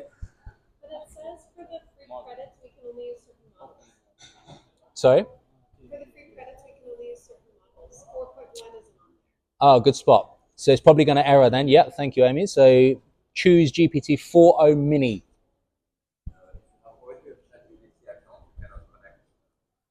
Say again? If you're already paying for ChatGPT, yeah, just hook up your API, your standard, whatever. So for example, I use OpenRouter or OpenRouter if you're American. If you have an existing credential, just feel free to hook it up. Yeah, you don't need to use the free credits. Quick note on AI tokens. So you might kind of look at this and go, oh Christ, okay, if I'm going to use AI tokens in workflows, they're going to get expensive, yada yada yada.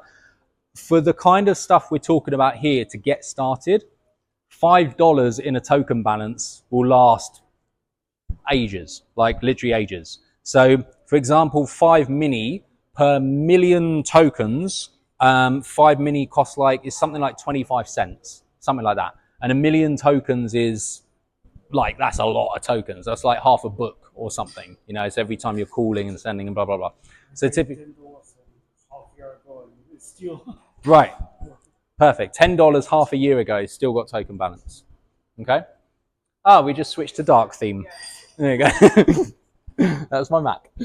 Okay, so choose 4.0 mini. And then we click out of that. So you can either just click off the side like I'm about to do here, or click back to canvas in the top left just to come out of any window. And then we're going to click the little play icon at the top of your basic LLM chain. That's the same as clicking execute workflow. The difference is it will execute it up to the node you click play on. So we just want to click play on here. And then we get an error. So we go, okay, what's the error? What's the problem? So you click into it. And it says bad request. Please check your parameters. It says this endpoint. Okay, so all right, so Alex's work. Then you go, this endpoint is not supported with n8n AI credits. So go, okay, well, what does it want? So we can click. You see this little n8n AI. Why do I have this when I ask for Oh, okay. So that's hooking up to an actual OpenAI credential. So we want to come out of that, close that. And then free n8n credits. Okay, so we don't need to go into the API. So you've already selected the AI credits there. okay. And you can come out of that. And then you've pinned the data. So we're going to unpin for now. Why is it red? No, dark mode, don't do dark mode. Cool. So now you're on the same thing that as me here. So you go, bad request. The endpoint is not supported. So we click this. How do I get back to that screen? Click what? Right, let me go to you. So it's like that. Double click your, double click? yeah. Oh, got it. And then use n8n AI, see what it says. Because often you can just click the n8n AI, the little purple, yeah, and it will just say, oh, here's the problem. Do you want me to fix it for you?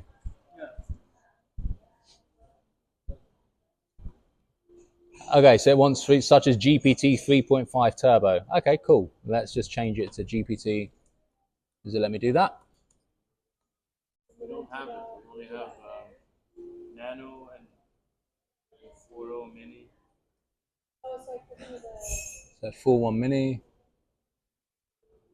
Cool. Let me try executing that again with the free credits.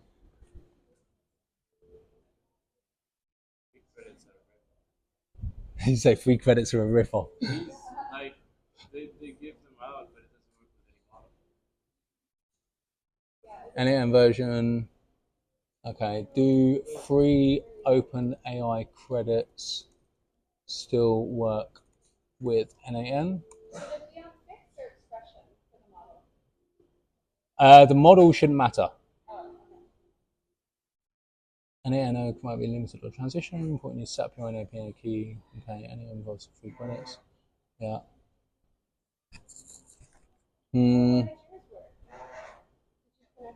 Have you hooked up? Yeah, his own model. Yeah. So for the purpose of this demonstration, let me think of the best way to kind of do this for all of you guys as well, because obviously we don't necessarily want to go and create. You can use Gypsy. Oh, for free? Yeah. Okay. Is the API free? Yeah, let's find out. I don't know. One moment, please. Okay, let's try. Okay, let's try something quickly for you guys.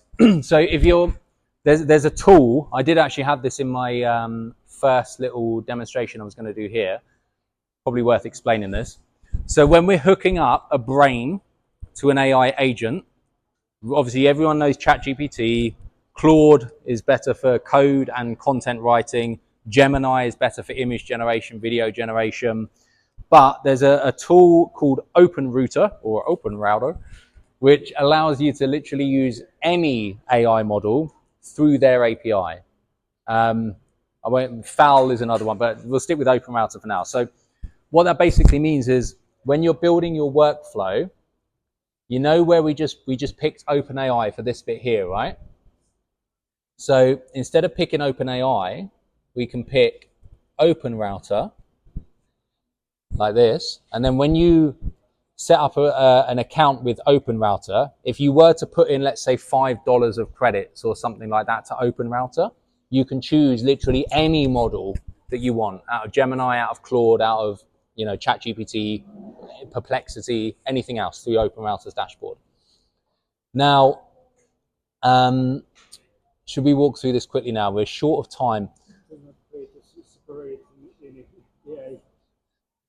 Yeah. Okay, I'm gonna, so guys, rather than me walking you through how to do this now, because we're kind of short of time, just watch the screen for now, okay? It's all good, mate, don't worry, we'll do it on here. So I've just gone to openrouter.ai. I've already got an account, but you just create a free account, user logins, blah, blah, blah. You click keys on the drop-down menu on the right-hand side. You will have nothing here. You just create API key, and we'll call this n8n test key or whatever you want to do. If you want to give it a credit limit, you can do. If you want to give it reset, you can do. No expiration or expiration, whatever. Just put no expiration. You create your key. You copy this guy, this API key. And then when you go into your n8n workflow, create new credential with OpenRouter, paste your API key like this, click save. You've then saved your OpenRouter. I'm just going to rename mine because I've got more than one. So I'm going to call it OpenRouter test account, whatever. Click save. Don't need to save that. Cool. So I'm now hooked up to OpenRouter. So you see here, I can choose. See this list of models? So I've got literally any AI. Gemini's in here. And all, you know, like loads of stuff like Moonshot is the new Kimi platform. You've got OpenAI, all the GPTs. You've got Claude with Anthropic, Perplexity. Is that everything, right? So you just type like, so you want Claude, Sonnet. I like Sonnet. He's my boy. So then I've hooked up OpenRouter to my OpenRouter API credential. Now when I execute the workflow, I can click into it. And then it should, if everything works, let's go to that menu. There we go. So we have an output. Okay. So if you look at this, it's a big, big block of text. Now, if we look at it, I can see from looking, we've got content 1, we've got content 2, we've got content 3. Right? But you can't really use it in this block of text. So do you remember I said near the start, you've got the code node. You're going to use the code node a lot.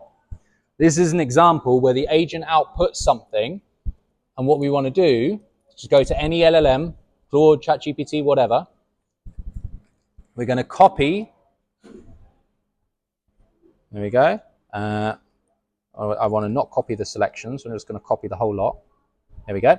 So we're going to copy the output. I'm going to go to Claude, and I'm going to say, so Sonnet 4.5, and I'm going to say, write me a code node for n8n that will output the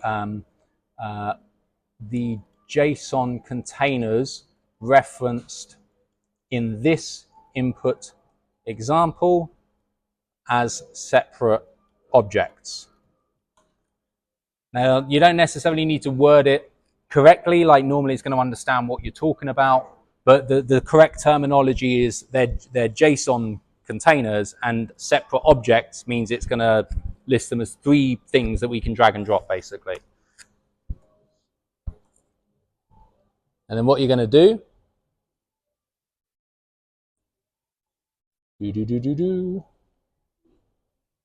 so it's right in the code node.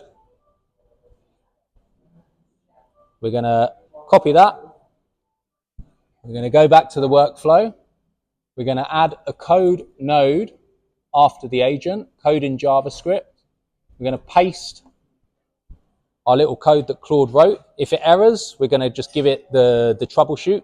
If it doesn't, which it hasn't here, we're then going to, okay, I have noticed it's made a slight mistake. So it's output them into 3 containers with the same name, which we don't want, because we want it to be called content 1, content 2, content 3, right? So we're going to say, amend this code so that it outputs the objects exactly as they are named in the input. And I'm going to say, in this example, that is content 1, content 2, and content 3. Okay? So give that a little second.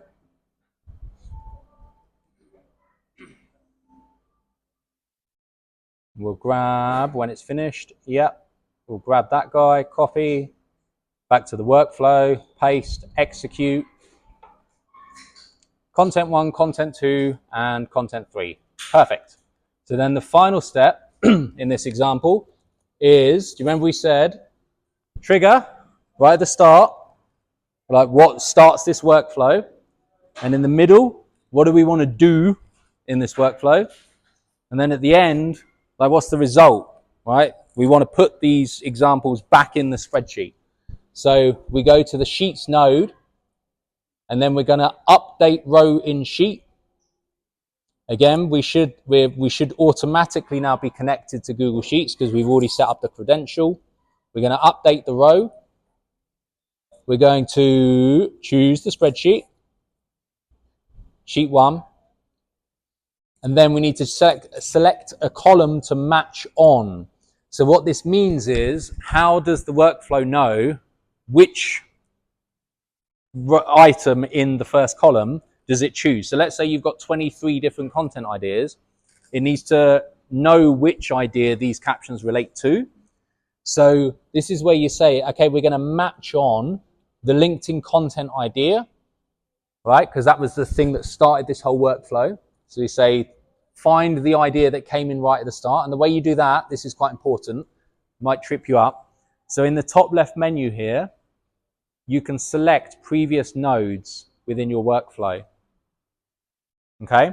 So we're going to go back to the node where we set the fields. This is why the set nodes are very important. So because we'll use these as kind of points of reference. So when we're referencing data later in the workflow, you might go back to the set node and say, okay, well, the column that we're matching on is the data that we got out the spreadsheet, which we've added to the set node. Does that make sense? In principle? Kind of? Yeah? Okay. I thought we were going into the output and using that to update Google Sheet. Uh-huh. Yeah, okay. So why are you seeing your original Google Sheet on the left? Oh, This yeah. one? Okay, no. Right, so that's... Oh, you mean this one here? Yeah. So the set fields? Oh, you can switch. That's it. So I'm switching to previous nodes. Yeah, so I'll show that again. I know I whizzed over it quite quickly. So what I'm doing is when I'm saying in this final Sheets node, which row do we update? But the content ID should not be updated, right?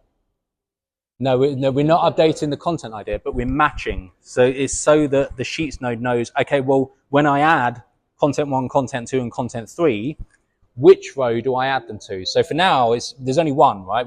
It's not important. But let's say I had something there, something there, something there, and these are all blank. The sheet needs to know, okay, well, what one are we referring to? So this is what we're doing here. We're going in the final node, we're saying, okay, well, this was whatever field came through at the start of this workflow. Because remember, every time this workflow runs, it might be a different value. Well, it will be a different value every time. So we need to reference, okay, well, in this case, it was the column article containing 3 top tips when starting to invest in Bitcoin. So we're going to find that value in the first column. And then we go back to, on the left menu, the output of our code node. Right? So that's what we just made. Double click into your sheet node, babe. Yeah. Okay, you're in schema, not JSON. So Oh, JSON. Yeah, you want JSON. JSON. That's it. And so make sure that you've got your edit. You remember your edit fields node? Oh yeah. So you wouldn't have got the LLM to actually execute, so you're not going to be able to finish this. Well, I connected my ChatGPT. Oh, okay. I got the API key. Oh, okay. So Good work. now I'm on the next step. Okay, I'm on great. the final step. So your column to match on, this one here, So select column to match on, LinkedIn content idea. Okay. And then you're dragging that in there. Okay. Okay. And then did we execute this output? Not yet. Did we execute this guy? Not yet. So I'm just going to execute. I don't know if that's correct. Yeah, we need to. I just threw it in there. Okay. No, maybe not. Nice Then. color, right? Yeah. There you go. It looks like it might do something. Insufficient quota. Okay, so it's not, you're not got any tokens. I'll show you later, don't I? Is it on the right credential? I'm just gonna finish this up. So we're on the code in JavaScript node. We're gonna drag content 1 into content 1, content 2 into content 2, and content 3. Where could it go? Where's it going? Hey! Okay, so why do we have undefined? Well, let's run it and see if it fails. And if it fails, why? Okay, the value of column to match on is null or undefined. So then we need to look at, okay, what's happened there? Why is it null or undefined? So when we go in this node here, let's look at the schema. So what's basically happening? So we're outputting the 3 content 1, content 2, content 3. And it's in a separate object. So now we might need to tweak the code node to add them to the same object. Okay, so I'm going to say adapt this code node to add all 3, to output all 3 containers in the same object. Also, pass through any other information from your input to the output. And here's a little thing as well. I'm going to also add this little instruction to the agent step. Also pass through any other information from your input to the output. So this is going to help us when we're mapping data. I'm going to go back to this guy. I'm going to go into this. I'm going to add that to the instruction on the end. And then I'm going to re-execute that step. While it's doing that, I'm going to grab this new code node from Claude. I'm going to update this guy while that's running. I'm going to check the output here.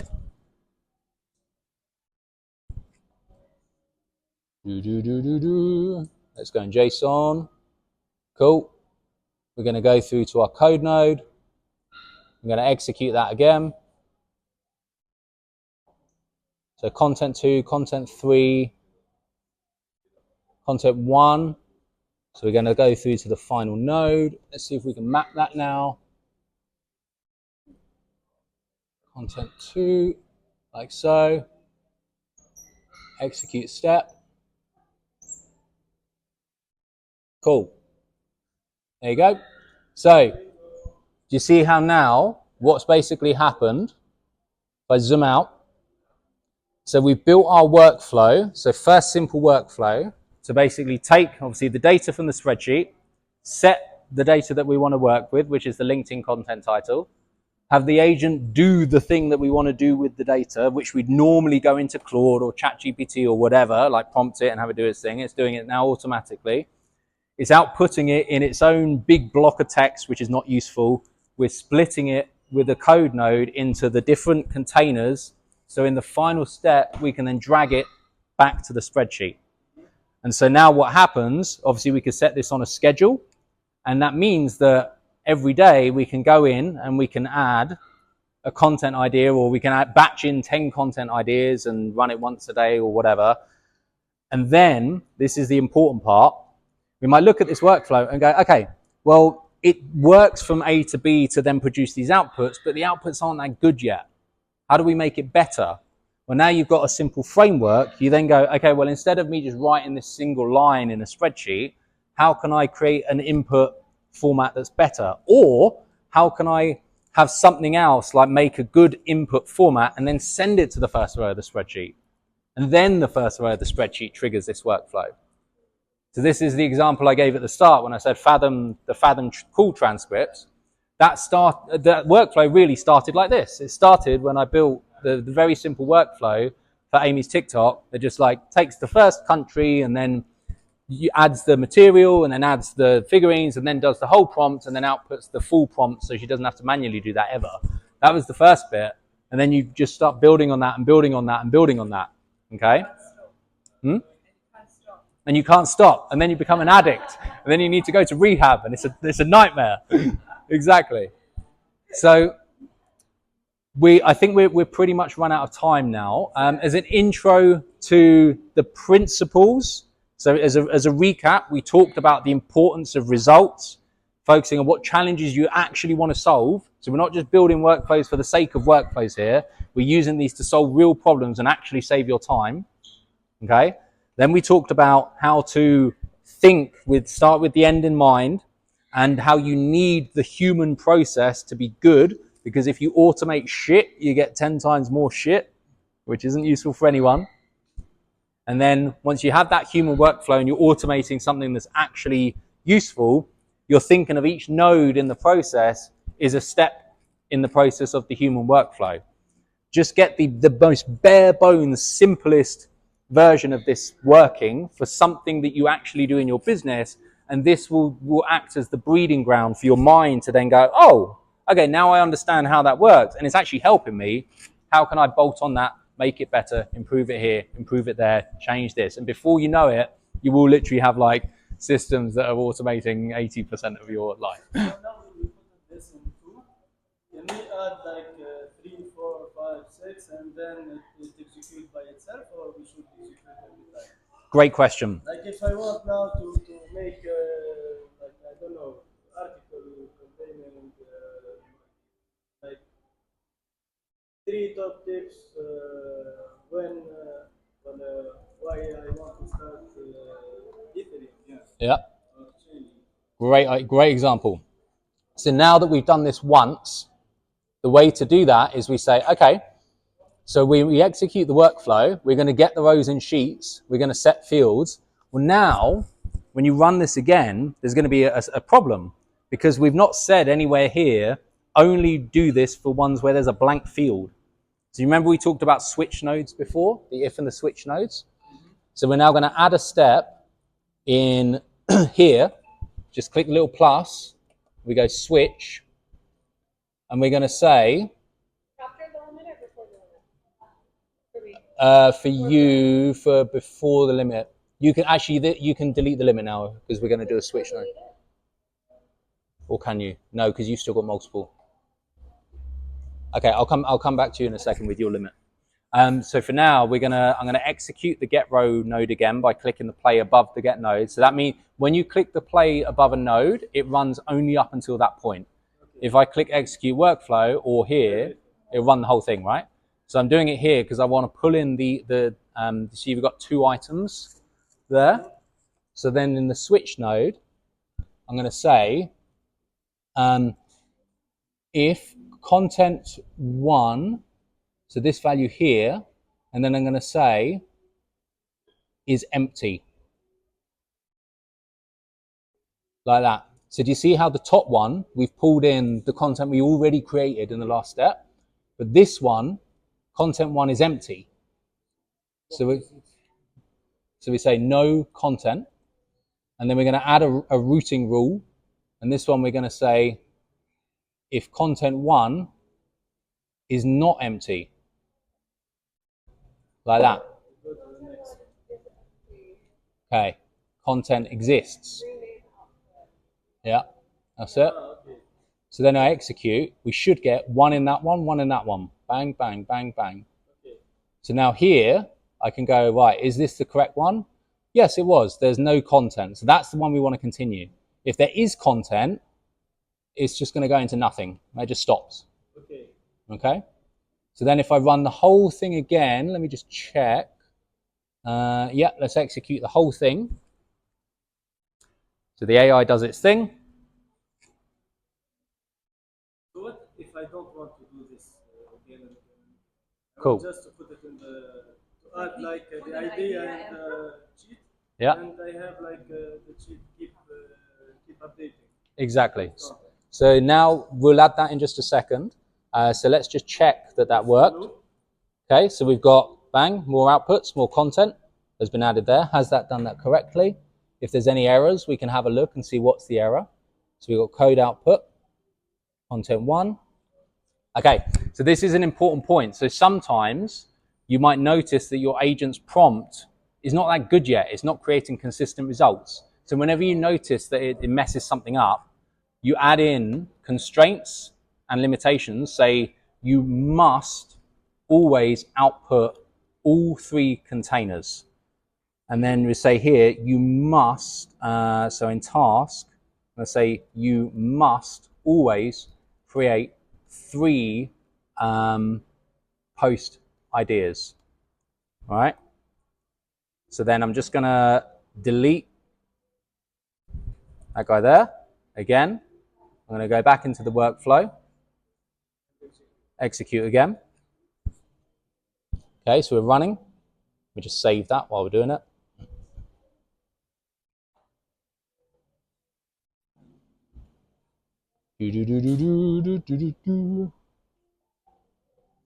Cool. Right, update. So then we go, okay, did that work? Ah, I see what's happened. So we've got content 1, 2, and 3 has been added in the same field. So then we go, okay, same thing. There needs to be an alteration to the instructions somewhere. So something that I've said in here is making the output inconsistent. So we've still got content 1 only split. Ah, so it's probably the code. So then we go back to Claude and we say, this is just troubleshooting. So you say the code isn't working consistently, and then you explain what do we want. So we want to always output content. Oop, I'm going to use the same capitalization. Content 1, content 2, and content 3 into separate JSON containers, and I'll say, here's the input. And again, just through troubleshooting, tweaking, just making sure that when things don't work consistently, copy that guy. We just go in, adapt, amend. Then once you get to a point where it's like, okay, I run this 10 times, it's worked 9 out of 10, 10 out of 10, whatever. Great. That's now you know, a consistent workflow that you would include in your process. Yes, exactly. So you can say, review the output. Does it do what we're supposed to? Exactly. So let's change that. Execute step. Cool. Now we've got content 1, 2, 3, 3 objects. Are they mapped correctly, or has it gone into separate objects? Okay, let me check that. I say they must be within the same object as 3 separate JSON containers. Okay, so again, tweak. While it's doing that, I'm just going to show you, so your follow-up questions, you said every time I add a row to the spreadsheet, can I have it trigger? So you go Google Sheets, trigger on row added, you pick your sheet, select your credential, okay, yeah. So for some reason, trigger nodes and the main nodes, you've got to sign in on 2 separate credentials. It's basically both your Google account, it doesn't matter. Connection successful. Say when I edit you, what's the trigger? Yeah, so you say it's when a row is added. Okay? So we're basically saying, if we hook this guy up, so when a row is added to the spreadsheet, there we go, we grab this, it should automatically trigger the workflow. So let me save that. And I need to now make it active, because when we're manually just running it in test mode, it doesn't need to be active.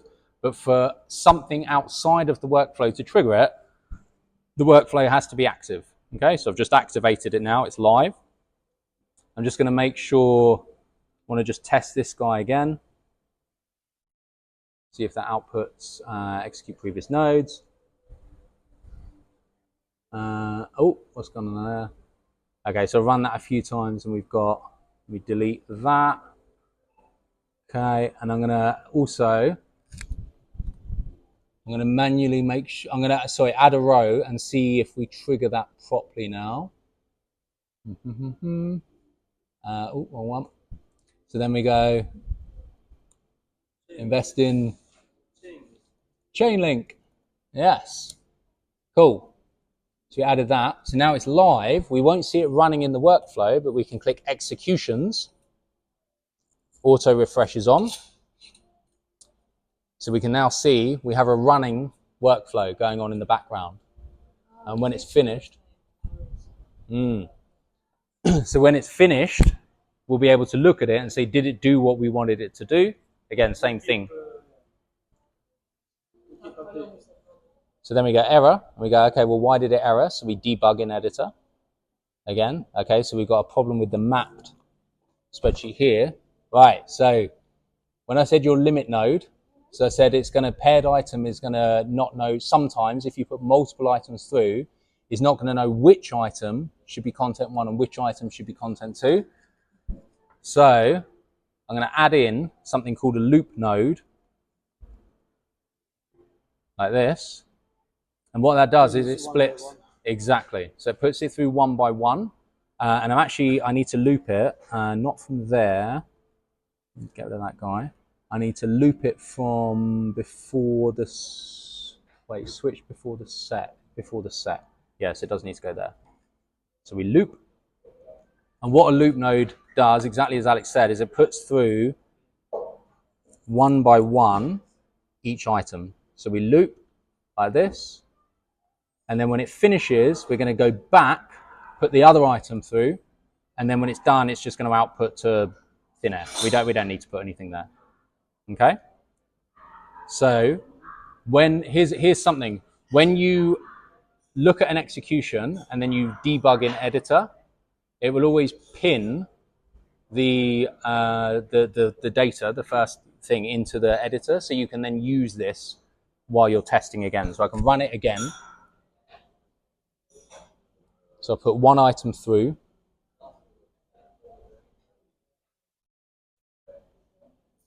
Running.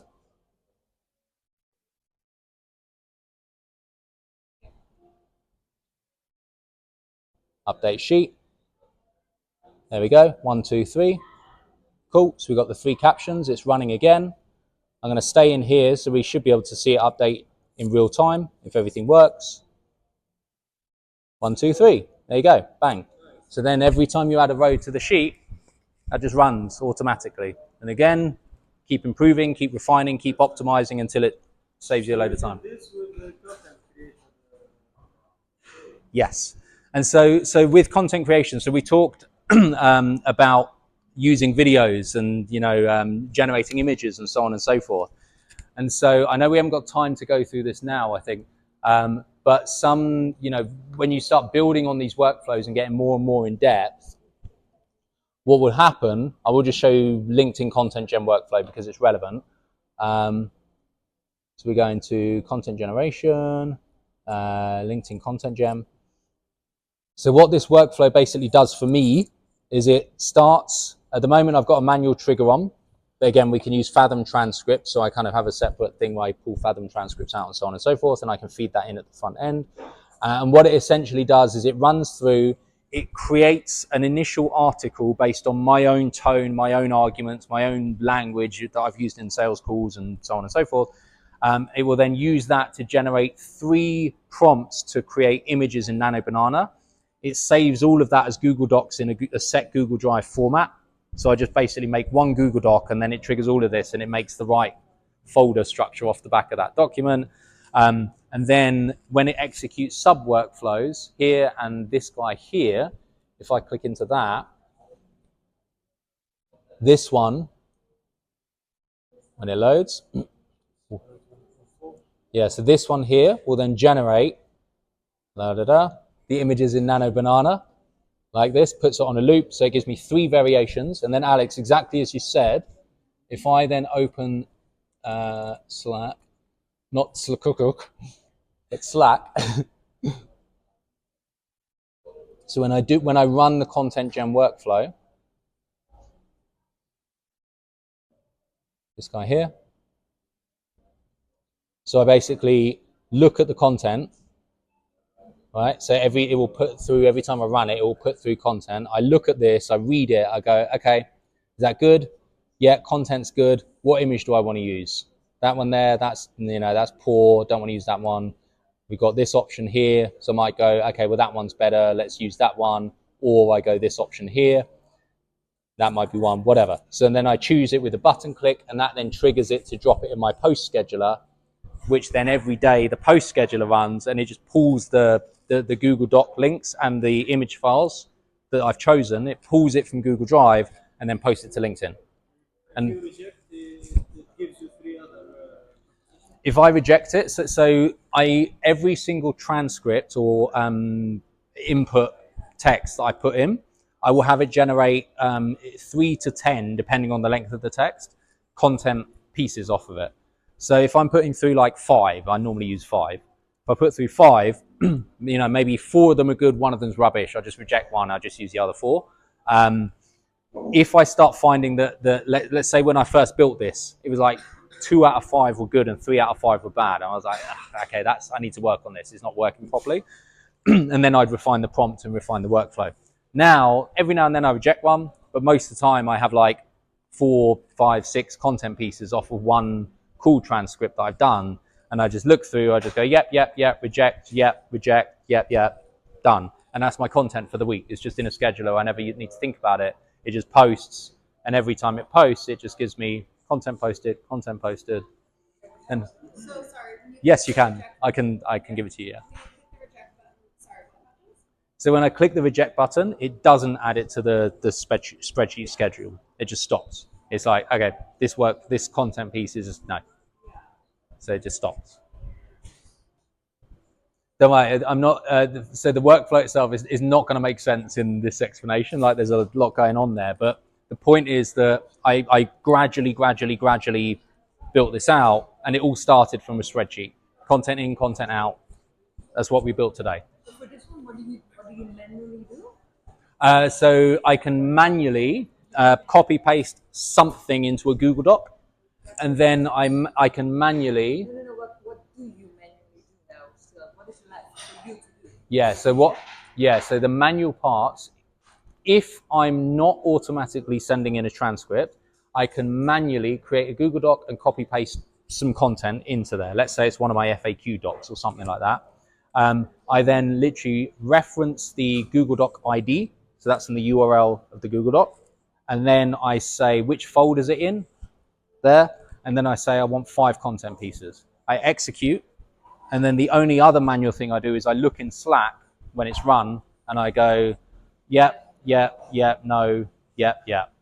And that's it. That's then 5 content pieces that are in the schedule that will automatically post. I don't even think about it again. So the next one, there will be one that will post at some point from the hour of 28 minutes ago until before the end of the hour. I will get a notification that says LinkedIn content posted because it has an hour randomizer. So it will randomize like within the hour at some point to post it. Have you checked the data and the engagement? Or is it just credibility for you? So at the moment, I'm just literally putting out stuff for credibility. So the next stage is to start looking at optimizing, to start looking at LinkedIn best practices, start understanding, what ranks, what doesn't rank. And my plan for that is just put out a load of stuff. And like already there was one, babe, what was it, like 2 weeks ago? I was like, oh, like I had some engagement, it's like a little bit, like a bit of engagement. I think it's like 8 or 9 comments, a few likes. I was like, okay.